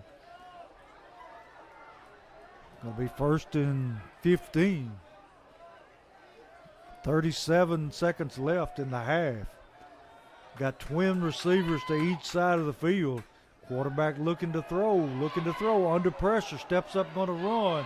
Going to be knocked out of bounds by number 55 for Springfield. Number 55 for the Jackets, the senior, Caden Norman. He was on his horse that time, Coach. So you're going to lose yardage on that. It's going to be 2nd down. It looks like 16 now. Got 30 seconds left in the half. Quarterback looking to throw, under pressure again. Throws it over the middle. Going to be caught and dropped for a loss. Going to be, and look who it is, T. Number 84. Dowling on the stop. And that time with the pressure on the quarterback, Coach, the junior, number 59, and Drelo Witherspoon came shooting out of a cannon that time, Coach, and almost got home. We're moving him around a little bit more now, T. And coach, as you see, you're moving around. You can't stay on your, your pedestal back here. You get uncomfortable, and you'll know where guys are coming from, and it alters your decision making and makes you have to rush your decisions sometimes. He's got a case of the happy feet. Yes, sir. That's what you want. That's what you want to create. You create that with a good, solid, consistent pass rush. So it's going to be 3rd down and 15 with 19 seconds left. This has been a fun ball game, Coach. Yeah, it's been a good game to watch. Yes, sir. If you like scoring, welcome. This ain't Clarksville punching down your face. 4 yards in a cloud of dust every play. This is a totally different kind of team than what we've seen. Yes, sir. Portland passed the ball, I think, 5 times last week. If that. So at 3rd down, quarterback dropping straight back, moving around in the pocket, and he's going to tuck it and try to run it. Going to be blasted. Oh, come on. He's running down the sideline and knocked out of bounds, and they're going to call a late hit.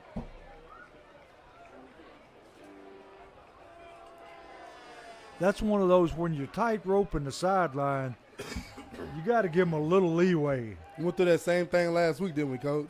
You sure did, because, I mean, what do? Let him go? You get the tiptoeing on that sideline, and who's to say he's not going to go out? He could stay in. Yeah.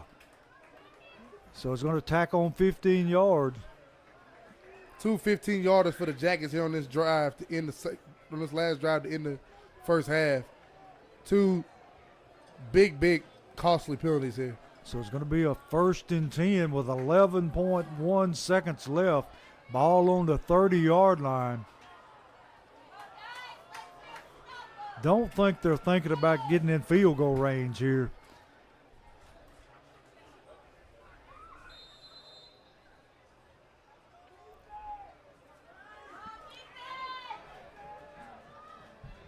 Quarterback running to the sideline. Only 1 timeout left, Coach. Yeah. For the Bison. 11 seconds left in the first half. Quarterback looking to throw. Throws it deep down to the end zone. And great play there by Baldwin to get a hand in there and knock it away to save the touchdown. And great job of Bryce Ball not panicking, Coach. Seeing the ball in the air, not getting handsy with the receiver. Just playing the ball, finding it, locating it, making a play on it. Great play there by Bryce. Use those long arms to his advantage. Yes, sir. Great play there by Bryce. And they're going to try a field goal with 5 seconds left.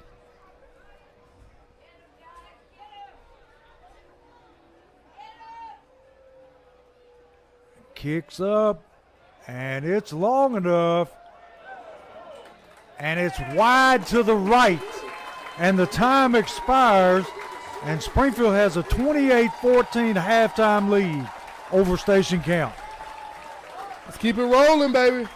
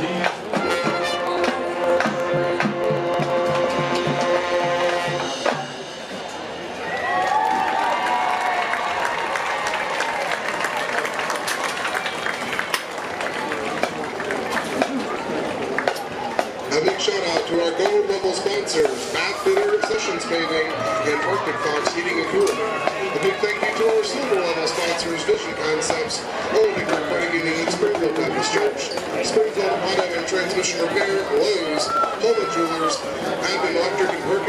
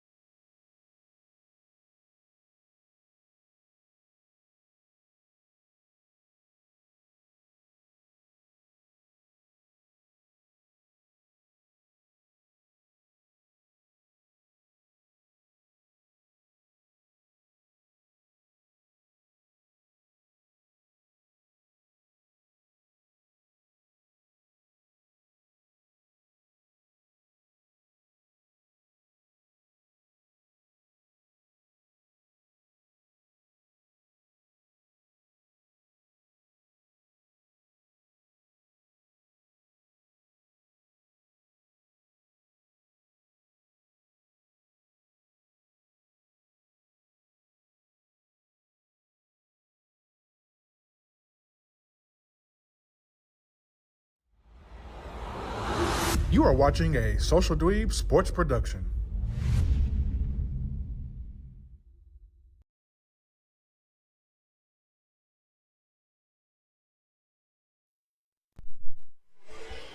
And we're back here to begin the second half. Neal on to kick it away, kicks it high, end over end. Going to be fielded at the 5-yard line.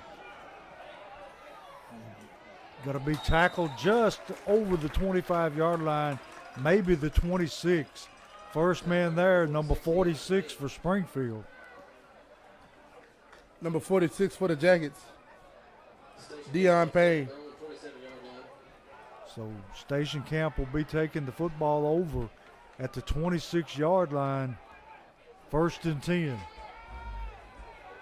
And see, now that they're down 2 scores, I expect to see them open it up even more. Yes, sir.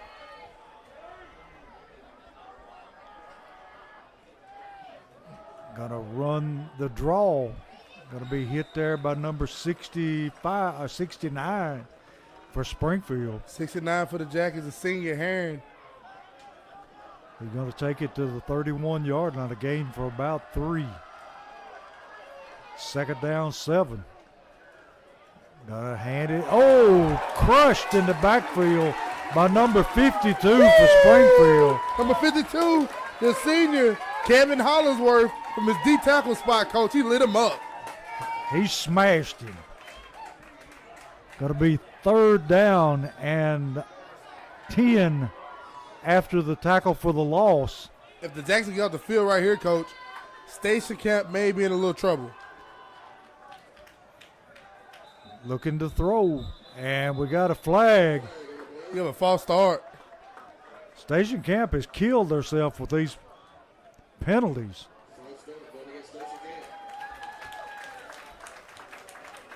Got to back them up. They're going to have the football at the 23-yard line. Going to be 3rd down and about 15 to go.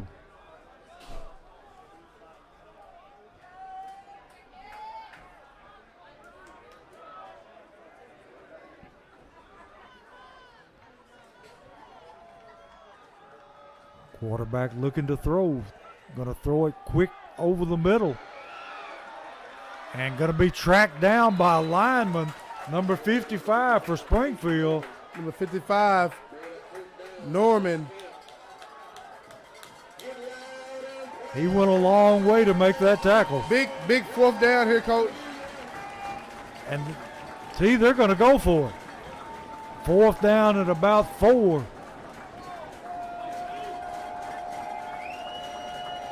They've been Dragons, and they tried a trick play, and it didn't work. Sniffed it out. The Jackets stayed alert. The quarterback acted like he was going to call a timeout, and they snapped it to the up back, and it did not work. The Jackets stayed alert, didn't fall asleep. Freebird bail bonds turnover via downs. Springfield football, baby. So Springfield has the football at the 34-yard line of Station Camp and a chance to put even more distance between them and the Bisons.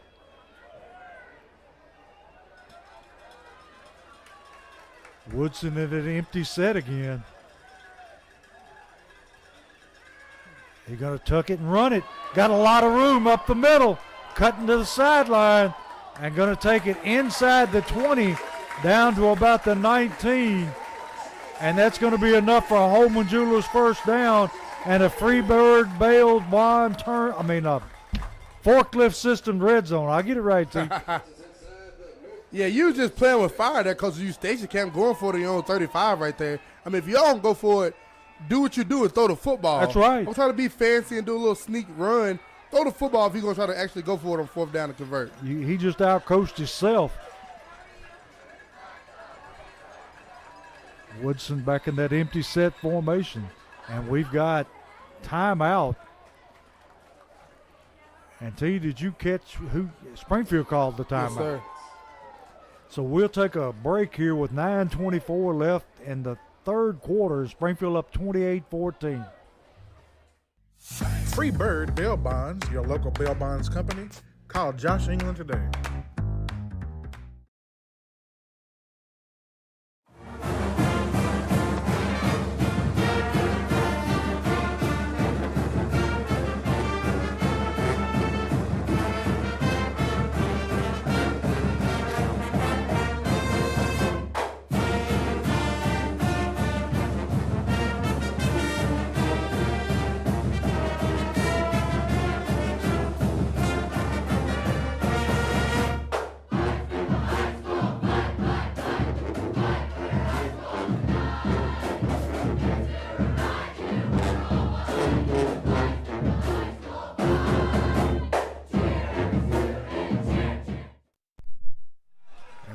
back here where it's 1st and 10 Yellow Jackets. Woodson looking to throw, throws it to the corner of the end zone for Cobbin, and off his hands for an incompletion. But he was open again. That was a touchdown, Coach. He didn't catch it with his hands that time. Let it get in too close to him. It bounces off his face mask. But it's there all night. Yeah, the man can't cover him. I don't know too many people who can. No. Going to be 2nd down and 10 from the 19-yard line. Dowling in the game now at tailback to the right of Woodson. Got a hand to Dowling, and he hits the line for a short gain, maybe a yard at the most. Got to bring up 3rd down.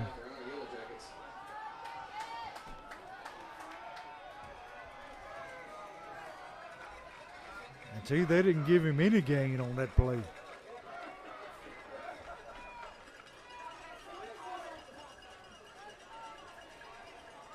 Dowling stuffed at the line of scrimmage that time. So we got Woodson split out to the right, Beard to the left. Woodson going to roll, got a man in the flats, caught by number 46 out of the backfield, still rolling down to about the 1-yard line, and another Holman Jewelers 1st down, and it's going to be 1st and goal to go. That little dump down to Deion Payne has become a staple in this Jackets offense, Coach, and Deion gets it every time and rumbles. He knows what to do with it when he catches it. Yeah, he does. And we got a Springfield player down on the field. And I believe it's Payne who just ran for the 1st down, And Coach. looks like he's got a cramp. Rumbling like he is.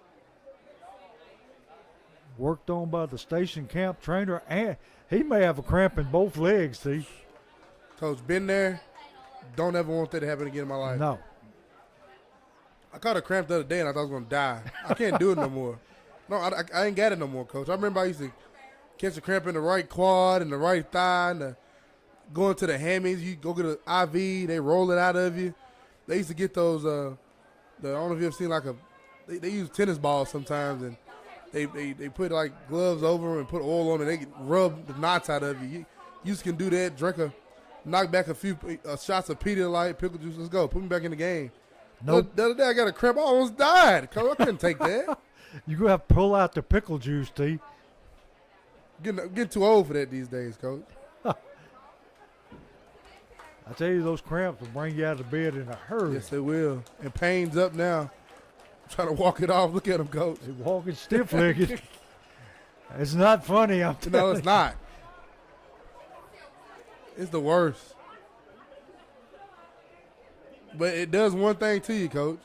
It makes you hydrate more next time. It sure does, because you don't want to have it again.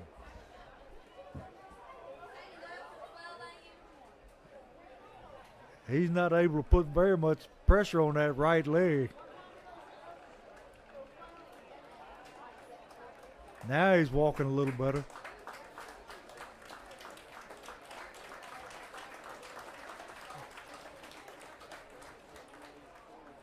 Well, T, they marked him out, what, about the 4-yard line? Right at the 3, maybe 3? 4. I thought he got down closer than that, but they're a lot closer than we are. So it's going to be 1st and goal from the 3.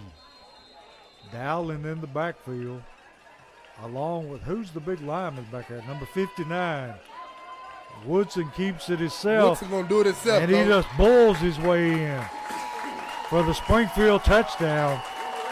34-14 with the extra point coming up. The Jackets having their way now, Coach. And that decision to run that trick play doesn't look so hot right now. I just don't get it. You going back and forth. It's a balanced ball game. They're getting you. You're getting them.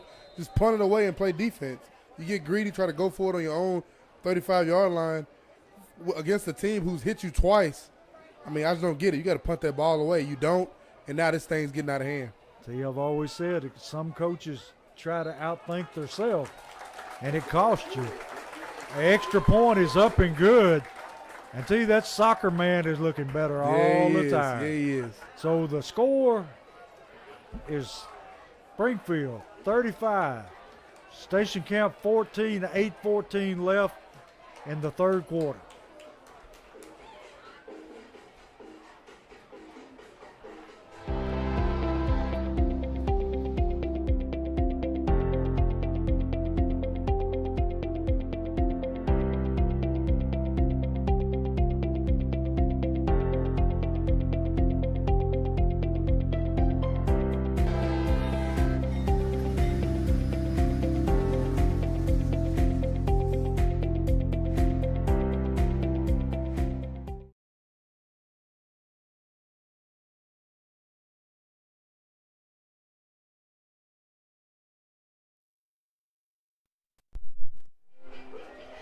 We're back here where Springfield's taking a commanding 35-14 lead over Station Camp, and Neal on to kick it away.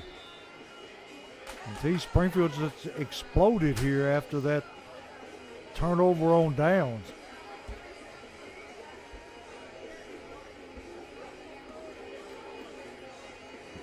Neal kicks it short, high kick, end over end. Fielded at about the 7-yard line.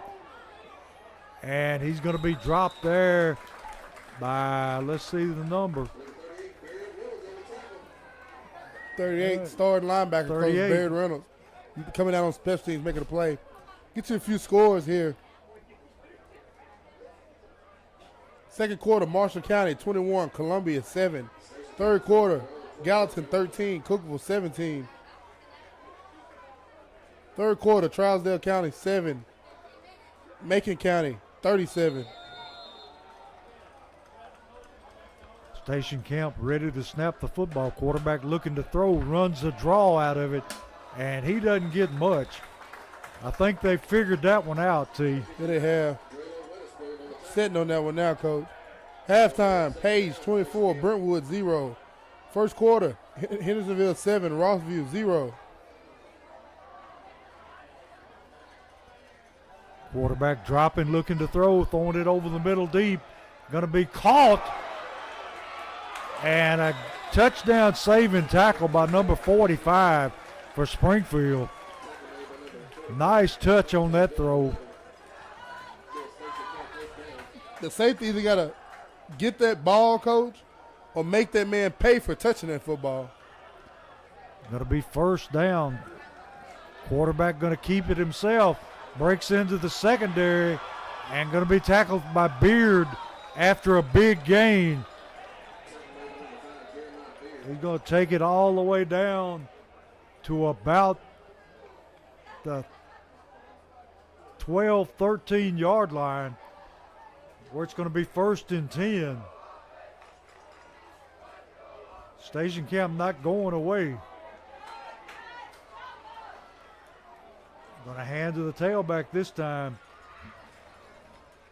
And he's going to be dropped there by a host of Yellow Jackets on that right side. Second halftime, East Robinson 24, Portland 7, Coach.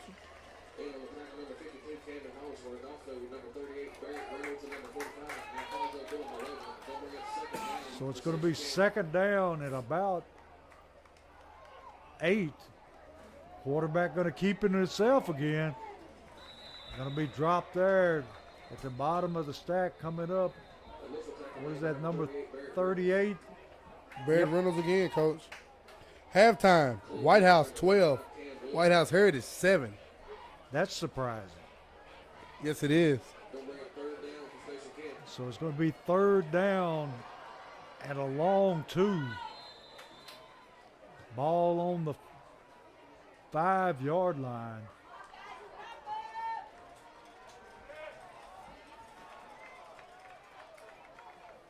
Quarterback looking to throw, going to be sacked. He fumbled that ball, Coach. Almost. Number 54 on the play for the Jackets, the senior, Cooper Dawson. He like he was shot out of a gun. Him and Drelo Witherspoon again, Coach. So it's Drelo Witherspoon been making plays this entire 2025 season. He's a monster in the middle of that defense. now they're going to go for it. 4th down and about 11. Dropping back to throw and going to be under pressure. Gets away, throws it up, and he's going to get the touchdown. We had him dead to right, sacked, Coach. They couldn't get him down. So they score with 5:25 in the 3rd quarter to cut the lead to 35-20. That play was over. Yes, it was. We had him dead to rights in the backfield and let him slip away. Kick up, and the kick is good. So with 5:25 in the 3rd, it's 35 Springfield and 21 Station Camp.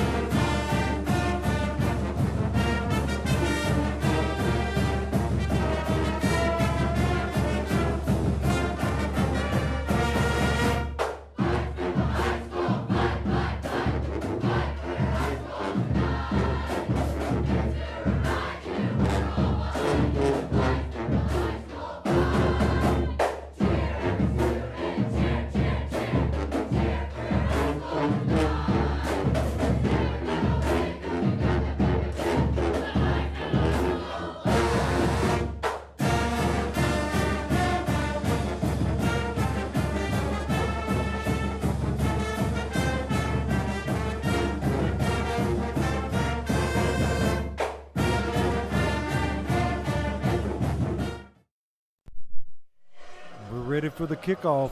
Gonna pooch kick it. Gonna be fielded there.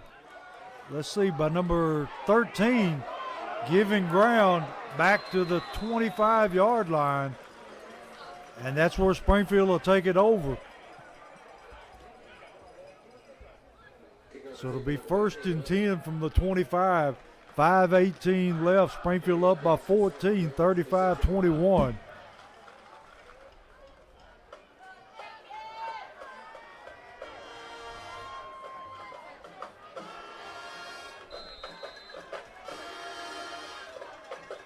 Dowling in the backfield behind Woodson.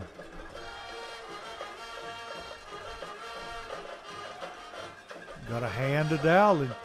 Hits the middle of the line, not much there. Springfield not able to run the ball very much other than Woodson. Yeah, Dowling had some success early on, but here in the second half, they kind of started to stop it. So it's going to bring up 2nd down at about 8.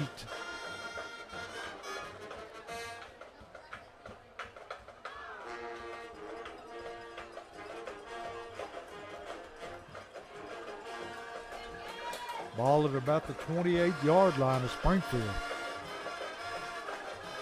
Woodson going to hand. Now he's going to fake. Going to go deep to Cobbins again. And he just grabs him by the shirt collar and gets flags everywhere. He just tried to rip his jersey off, Coach. Yes, he did.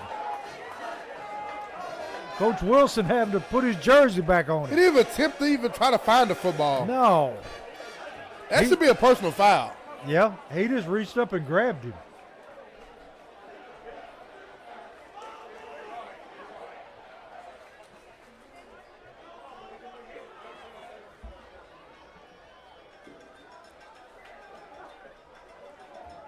So it's going to be a Holman Jewelers 1st down by way of penalty. A blatant pass interference. I guess they told him to. If he gets by you, just reach and grab him. Didn't even try to. He knew he was burnt. I'm just gonna rip this guy's jersey off. He did a pretty good job. So it's going to be 1st and 10. A Holman Jewelers first down from the 44-yard line. And they are sending number 20 out of the game for some reason. Cobbins coming back in.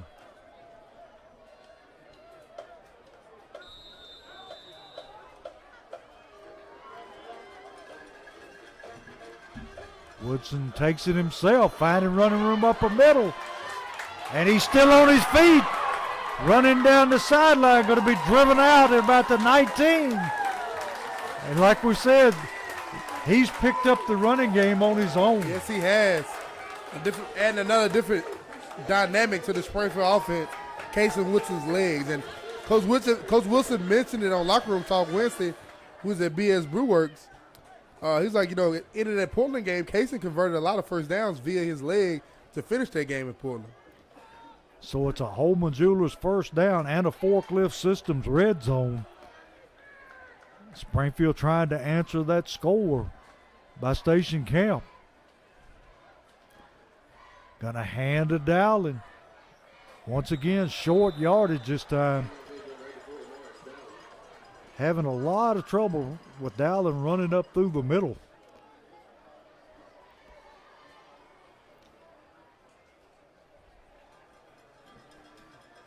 And they've got him for no gain. Maybe a half a yard.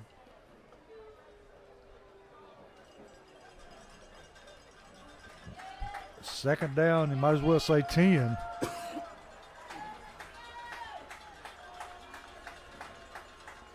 Woodson going to run it himself, just quarterback sweep, and gets his feet cut out from him, and we got a flag coming in from the side. And you would think it's got to be a hold. And that's exactly what it is, a hold against Springfield.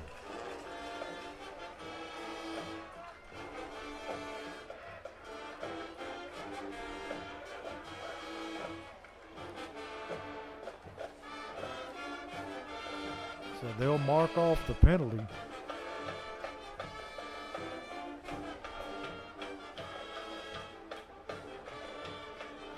The ball will go back to about the 29-yard line.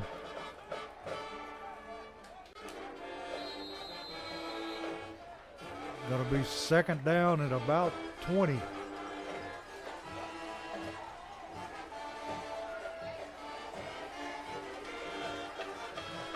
Station Camp showing blitz off the edge.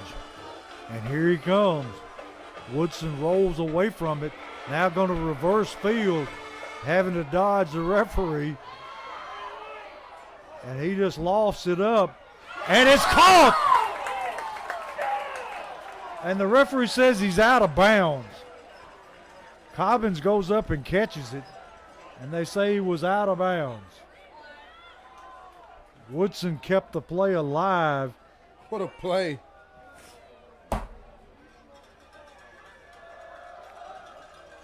I don't know whether he's in or out because there's so many players in between us and them. So it's going to bring up a third down and 20.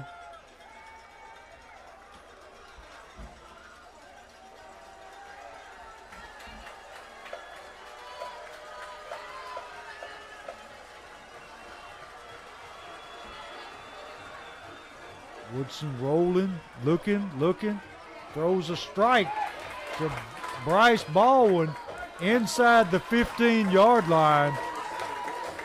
And that gives you a chance, Coach. Yes, it does. Now, do you tack on the 3 or do you go for the first down? Well, they ain't hesitating, Coach. Nope. They're in the offensive huddle. Nice Some catch. just tells me Lamarius Dowler can get 4 yards on the ground himself here, Coach. Fourth down and 4.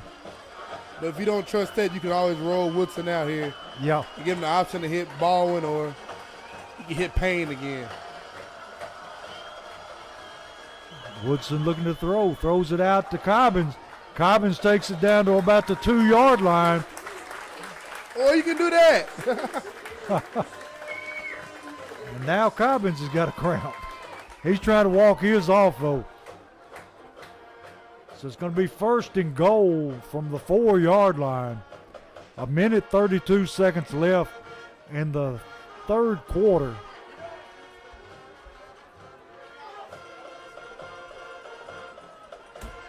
Got Dowling in the backfield.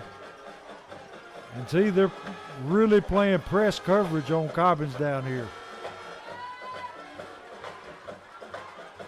Gonna hand to Dowling, and he's gonna pound his way down close to the goal line. One of the linemen had him by the shoulder pads trying to pull him in.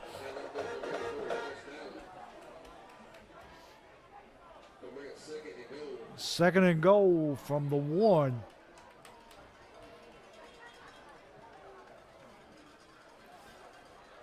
Got to punch this one in here.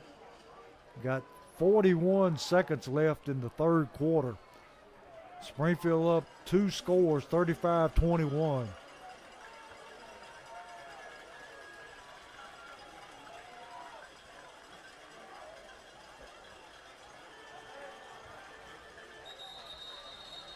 And we've got timeout. Springfield, they're going to talk about it. 22 seconds left in the third quarter. And we'll step away and be right back for the end of the third.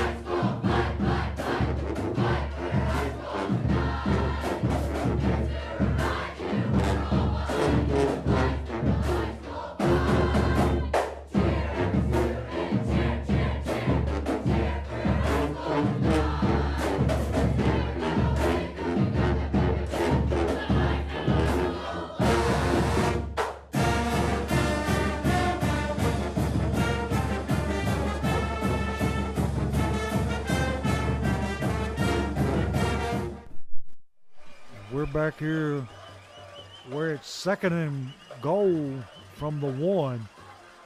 And Dowling pounds this one in. He just run over somebody that time. When you want it, Coach. When you want it, you want it. He's hungry. Touchdown Jackets. 41-21 with an extra point coming up. And see, our little kicker's name is Gio. Yes, sir. How many it's 5 Southside Drugs touchdowns tonight, Coach? A bunch.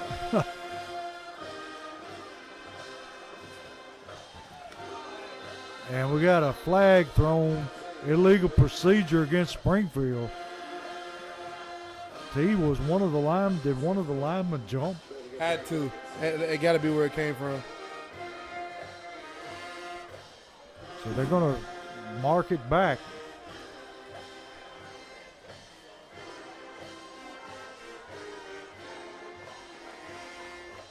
So he's going to be trying this one from the 15-yard line.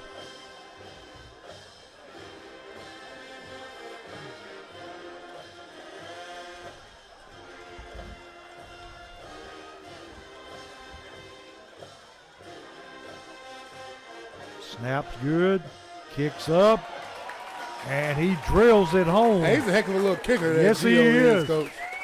So with 18 seconds left, it's now 42-21, and the Yellow Jackets have doubled the score up on Station Camp once again.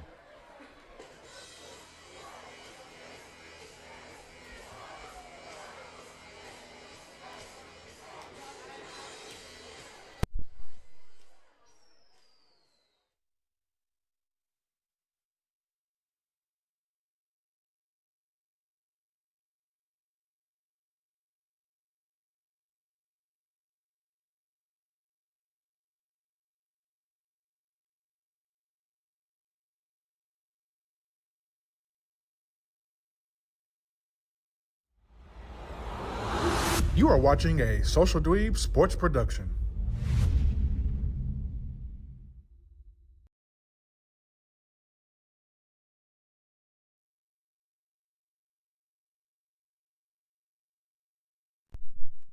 And we're back here after the Springfield score to make it 42-21.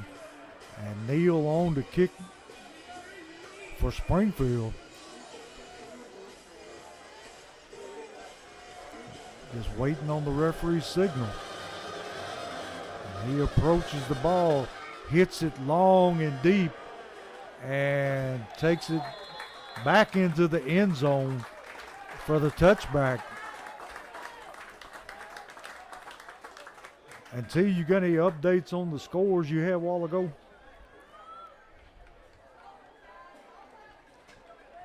Ravenwood 50, Summit 0, Coach. A final out of Williamson County. That's just ugly.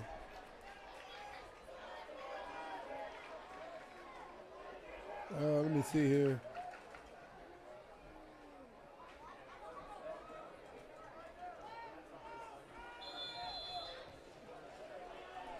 Brentwood Academy 38, Chattanooga Christian 6, McCauley 10, Innsworth 14. Station Camp quarterback pulls it down, runs a draw, takes it up to about the 27-yard line. And T, they're in hurry-up mode right now. And I think that's going to be the end of the third quarter. So, T, you can go ahead and finish your scores right quick. Lisbon Academy 35, Memphis University School 17. I'll look for some more local scores when we get back, Coach. Yeah, that score coming out of East Robertson is pretty interesting. Yeah, it is. East Robertson beating up on Portland in Cross Plains tonight. But in the third quarter here in the Nest, Springfield 42, Station Camp 21. You watching Social Dweeb Sports, baby.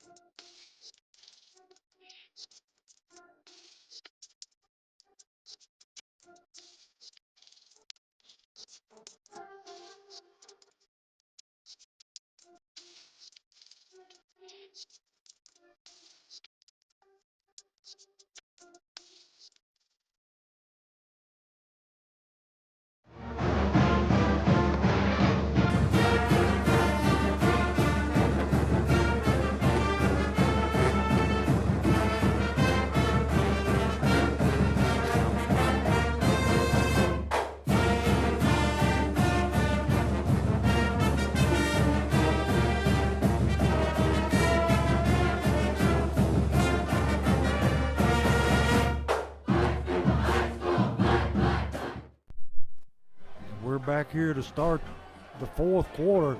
Station Camp quarterback drops back under pressure, throws it short, and they had everybody in the backfield that time. I think they was led that time by number 60 for Springfield. Going to be third down and 1.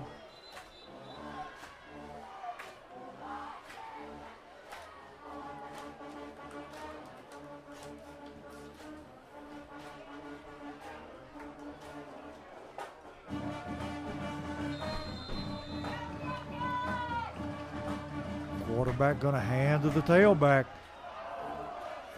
Gets to the sideline. Going to be driven out of bounds at about the 46-yard line. Tackled there by number 13 for Springfield. Level on the tackle for the Jackets. He's been all over the place, T.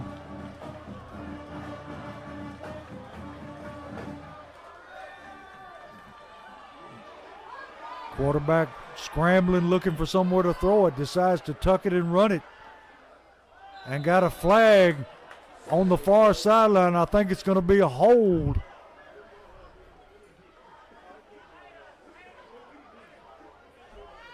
We'll just have to wait and see what they call.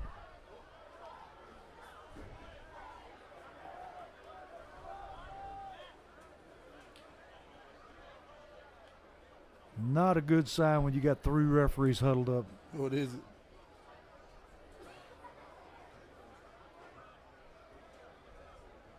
Got a hold against Station Camp.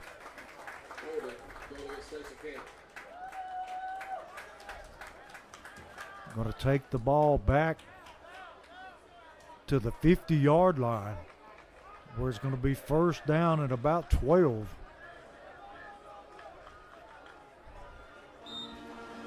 They're definitely going to have to hurry up here. Quarterback rolling, looking, throwing it deep downfield. Got a man, and it's caught inside the 10-yard line.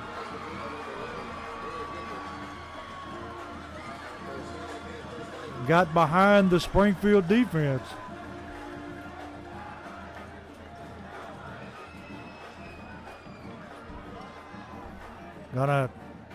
Quarterback gonna keep it. Who walked in?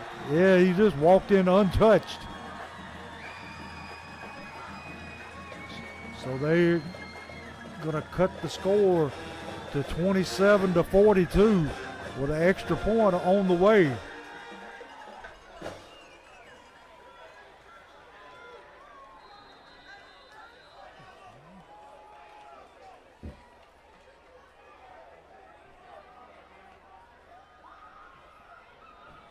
Kicks away, and the kick is good.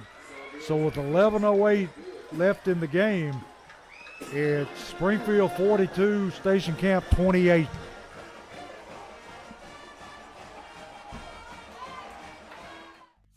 Free Bird Bail Bonds, your local bail bonds company. Call Josh England today.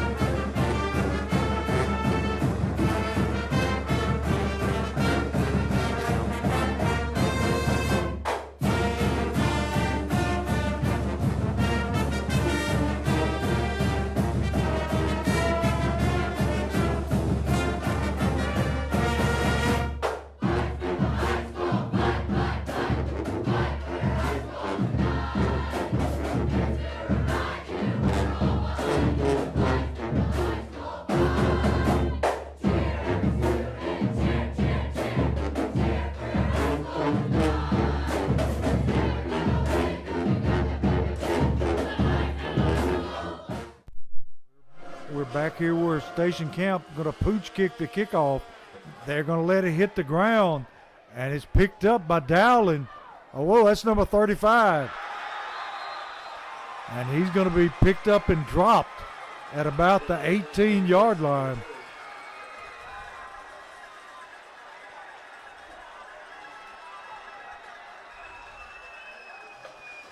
So Springfield will have the football, 1st and 10 from their own 18. 11:03 left in the game.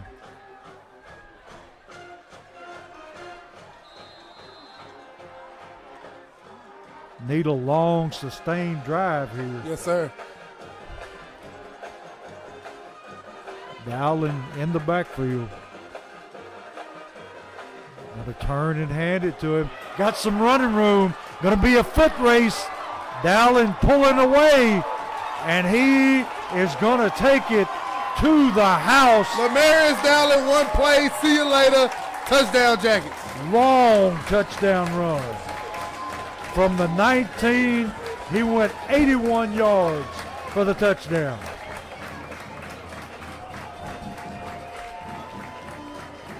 Couldn't get the camera adjusted to get that way yet, Coach.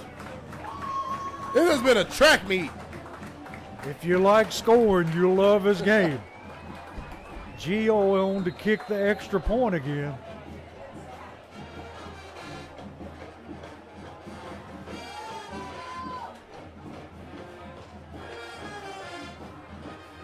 Snaps good, kicks up, And it is good.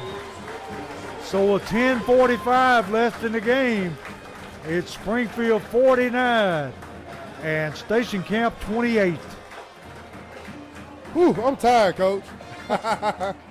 And we're not even close to being over No, yet. sir. No, sir.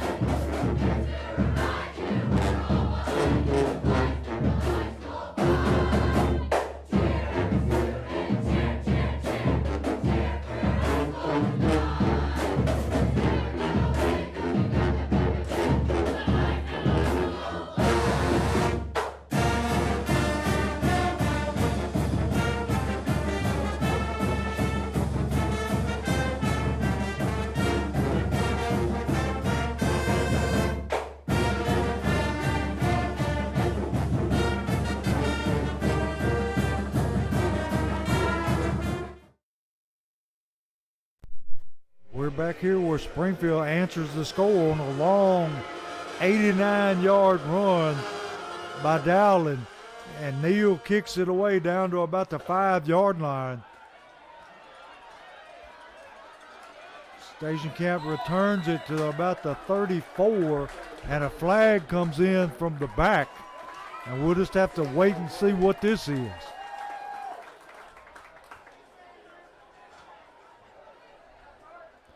We've got a holding against Station Camp. And tell you, how many holdings has that been on them A tonight? whole lot, Coach. I want to say they're getting close to about 10. I'm telling you. And no telling how many false starts. Yes. So that's going to move them back 10 yards.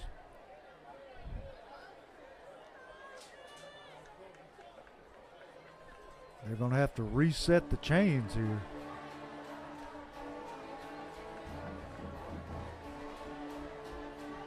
So the ball will be at the 24-yard line now. 1st and 10. 10:38 left in the game. Looking to throw the ball under pressure, flushes him out of the pocket, and he's going to be dropped. Number 38, Baird Reynolds there. Johnny on the spot. And he got him for maybe a half a yard gain. Going to be 2nd down and 9.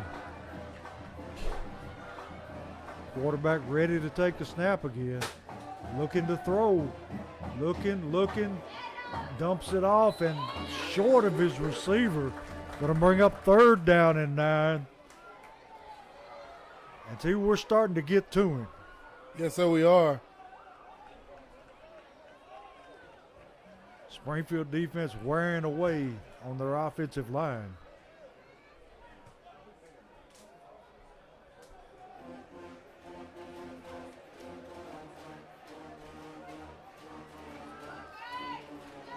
Third down 9, 10:05 left in the game.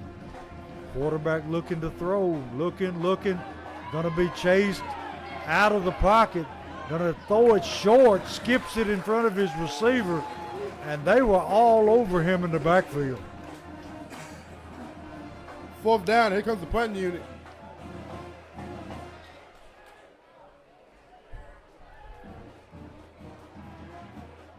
Coach helping me out up here. Hey, I got to take care of you, man. I'm going through it over here, Coach. Sick as a dog. I'm gonna lay in the bed all day tomorrow and watch football. Hey, sound like a plan to me. 4th down and 9. They're going to kick it away. Nobody back for Springfield. Going to let it roll. Going to roll dead at about the 26-yard line. 9:44. Springfield up 49-28.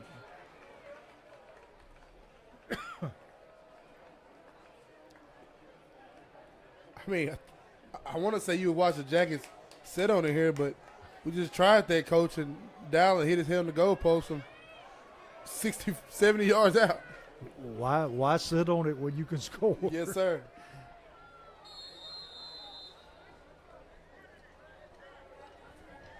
And next week, T, we go into East Nashville.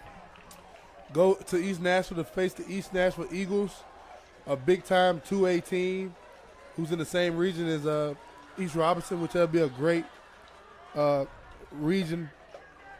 One of those two teams, in my opinion, might represent this one side in the state championship in the classification 2A. East Nashville last night, Coach, barely lost at Beach. Ooh. On the run, Woodson takes it out for about a 6-yard gain. Going to be 2nd and 4. Anytime you play East Nashville, you know they're going to have athletes. Yes, sir. East Nashville. We'll go to East Nashville next week, and then the week after that, we'll come back home to welcome the Perricone Firebirds into the nest for the region opener. And that's always a tall task. Yes, sir. 2nd down 4 for the Yellow Jackets. Going to hand to Dowling. Dowling finding some room, and he's going to take it close to his first down. They're going to give it to him. They're going to give it to him. Holman Jewelers first down.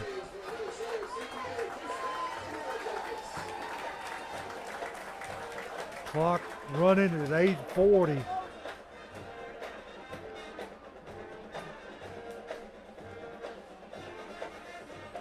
And see who have we got in at tailback now? Number 45. Alfonso Villanueva. Remember, you liked him up in Rossville, Coach. You liked how he ran. Not very big, but runs hard. And he picks up 2 or 3 yards right up the gut. He just gets in behind those big linemen and hides. Yes, he does. And the first guy never gets him down. No. Might weigh 150 pounds soaking wet.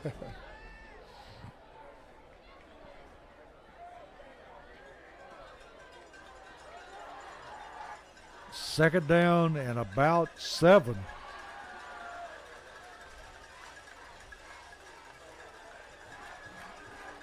Woodson watching the play clock.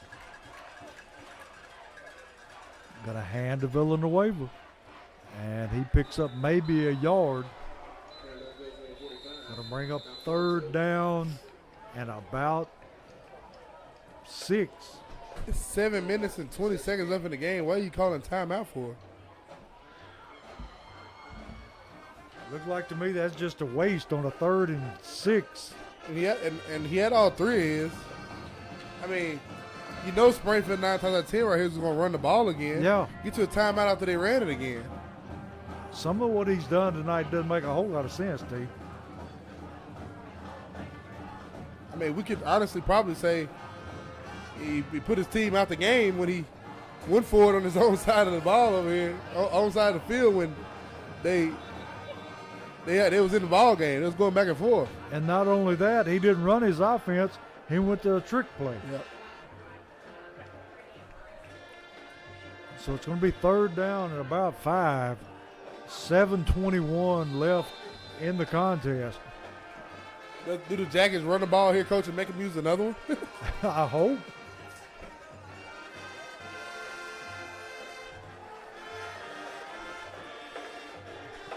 Woodson looking to throw. Throws it out here in the flats. Caught by number 46. And he's on his way to the end zone for the touchdown. Boom! He snuck him out of the backfield again. Number 46, Deion Payne. He's been getting them, Coach. He's been getting 10 off of him, 15 off of him. That time a big one. Big touchdown there for Deion Payne. Touchdown Jackets. Going to make the score 55-28. Gio in the game to kick the extra point.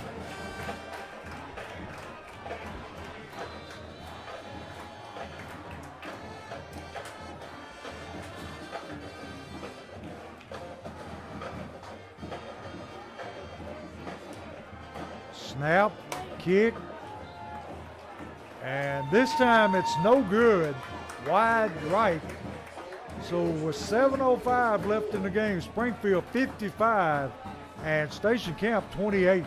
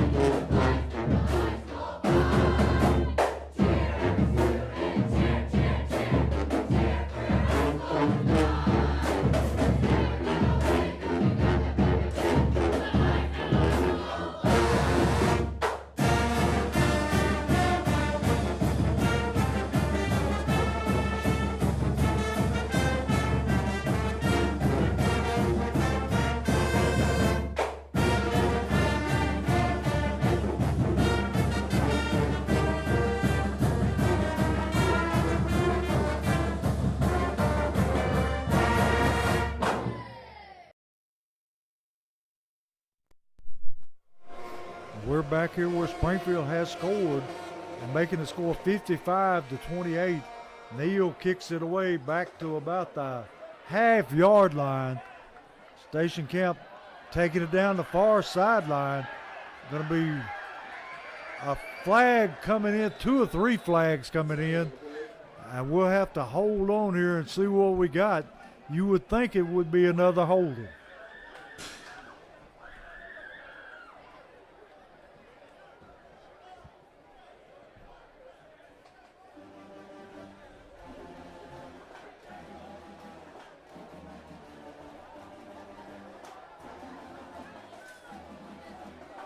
They're going to move it back.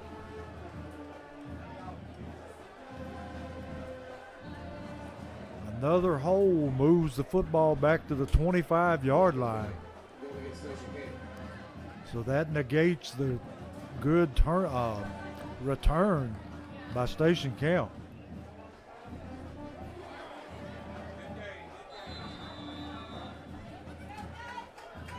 .652 left in the game.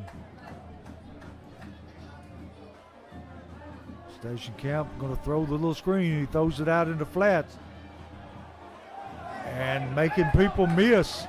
Finally tackled at about the 39-yard line.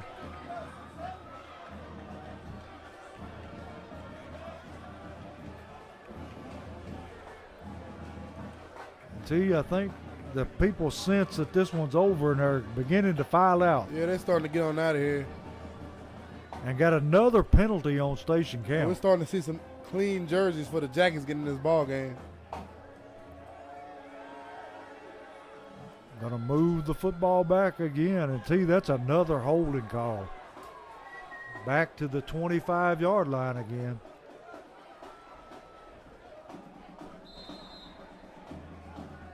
So it's going to be 1st and 10. Quarterback looking to throw. And we got another flag. And the receiver is throwing a fit. It's a wonder they hadn't to throw the flag on him. Quarterback got him by the face mask talking to him.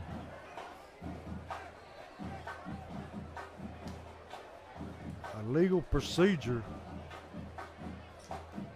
Got to move the football back to the 20-yard line, 1st and 15. Quarterback looking to throw, throws it out, incomplete. Going to bring up 2nd down, 15.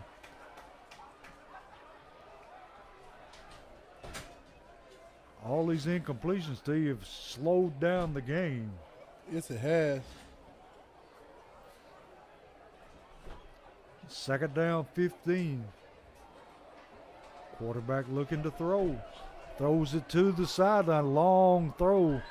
Caught and taken out of bounds at about the 29-yard line.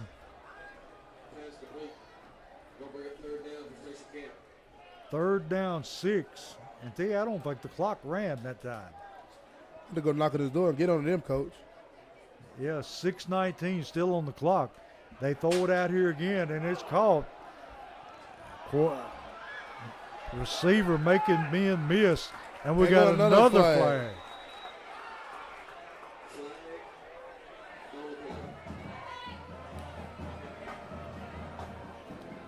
Let's see what they call this time. Another penalty on the wide receiver out here.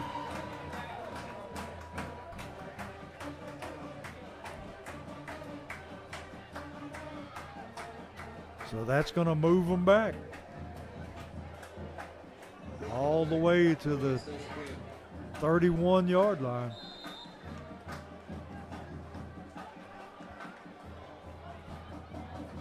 Quarterback throws it out again in the flats. He's got his first down. Finally going to be shoved out of bounds. And we got flags flying everywhere.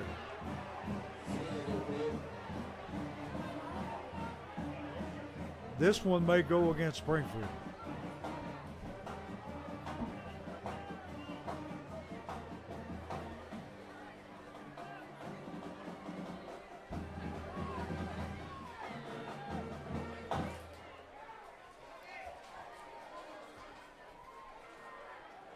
We got a personal foul against the Yellow Jackets.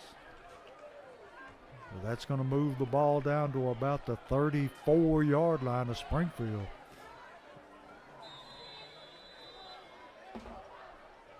Quarterback dropping, going to throw it out. A little swing pass out of the backfield. Making men miss. Finally tackled there by number 20 for Springfield, along with number 62. Number 20 for the Jackets, Jaden Pentecost. Number 62, Alexander Perez. Springfield with a bunch of younger players in the game right now. Throw the little swing pass again, and it's caught, and he takes it down inside the 10, down close to the 5. Clock with 5:21 and running. They quickly come to the line of scrimmage. Quarterback going to run the draw.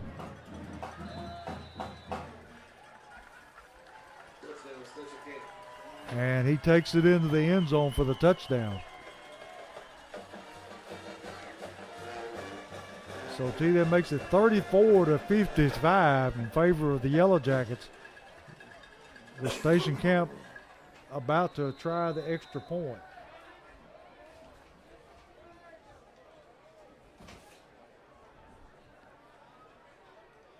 Kick is away, and it is good. So it's 35 Station Camp, 55 Springfield.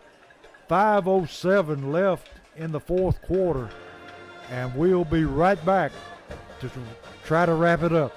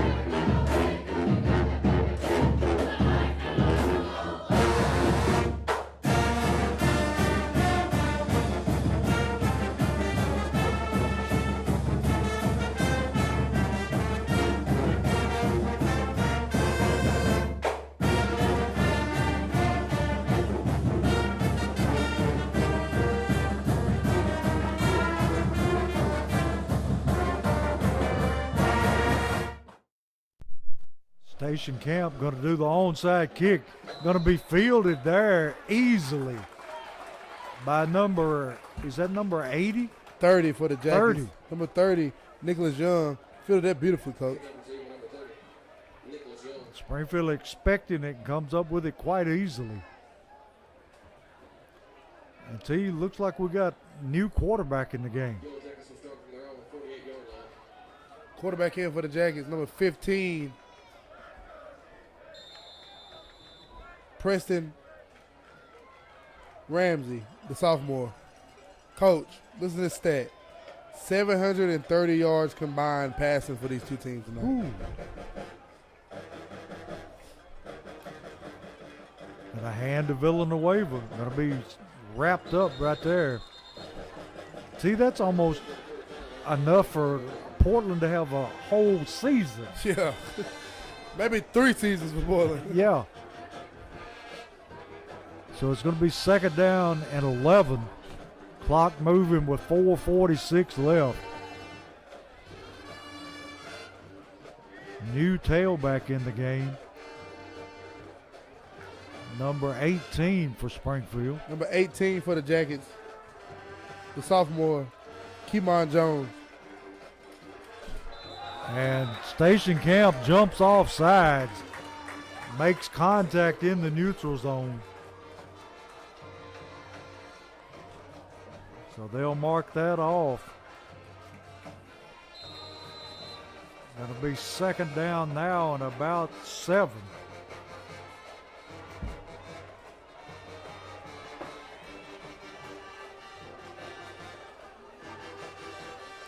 Coach is pointing to the play clock. It's like, slow down, take your time. Preston, I want to get involved. I want to score some points too, Coach. Yeah. Still 12 seconds left. Down to 3:53 on the game clock. He's just going to keep it himself. Finds a hole, and he's going to pick up his first down. Nice run there by the little quarterback.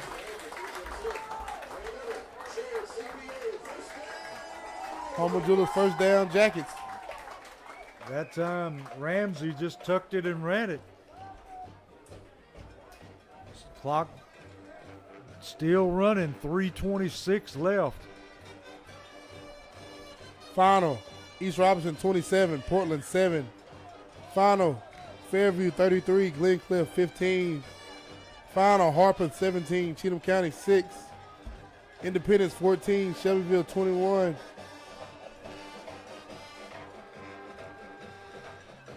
Ramsey hands to the tailback. It's Jones. And he's churning it away, going to gain 2 or 3 yards.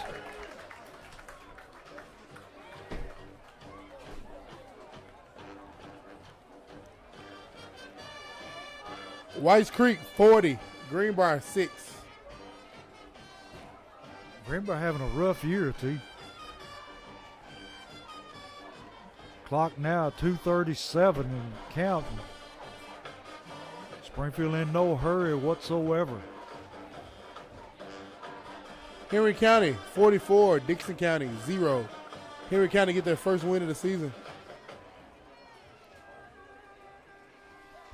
2:19.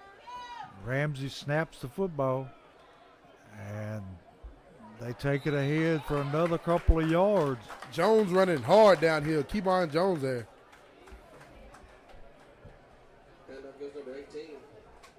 We'll go under under 2 minutes here before they have to snap it again.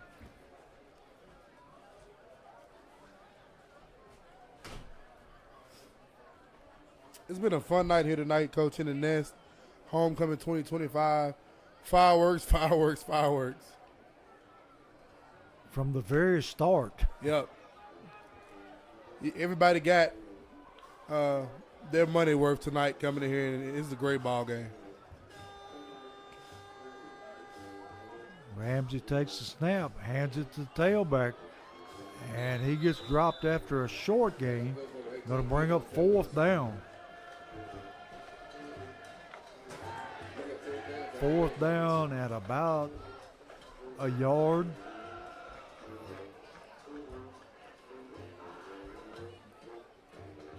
They're going to run it down to about 30 seconds, T. And a big thank you to everybody who tuned in and watched this game with us tonight. All the great people in our YouTube chat. Shout out to all you guys. We read all your messages. We see everybody. Thank y'all for being engaged with us and cheering on the Jackets with us tonight. It's been a fun ball game. Ramsey takes the football, and he's going to run it down, and he should have his Homer Jewelers first down. And the forklift system's red zone. And that'll be all she wrote, Coach. That should wrap it up.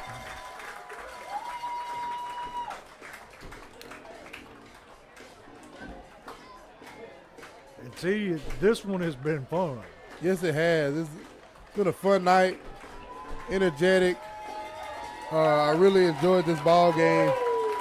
Like I said, thank you to everybody who tuned in tonight, everybody watching in all the different spots around town. BS Brewworks, 1015, Sweeties, Public House. Everybody's tuned in on the Jackets, and we appreciate y'all tuning in to Social Dweebs to do such. And we hope that next week we have a caravan going into East Nashville to play a very good East Nashville team. Yes, sir. The Jackets be on the road next week to play the East Nashville Eagles in a tough ball game between two very dynamic teams. All eyes will be on East Nashville next week. And then the Jackets will return home the week following to host the Firebirds of Pearl Cone to open up region play. And we hope everybody has a good and safe weekend and enjoy a lot of football. And see, who do the Ravens have this week? We got the Browns, Coach. We need payback from what happened Sunday night. Sounds good to me. And I'll throw it back to you, let you wrap up. Appreciate y'all tuning in, like I said, and enjoying this great ball game with us. Thank you to all our sponsors. Thank you to all our faithful viewers, and we hope y'all enjoyed the broadcast we brought tonight of this great ball game the Jackets put on display for us. Final from the Nest, Homecoming 2025, Springfield 55, Station Camp Bison 35. See y'all next week in East Nashville. Always, go Jackets.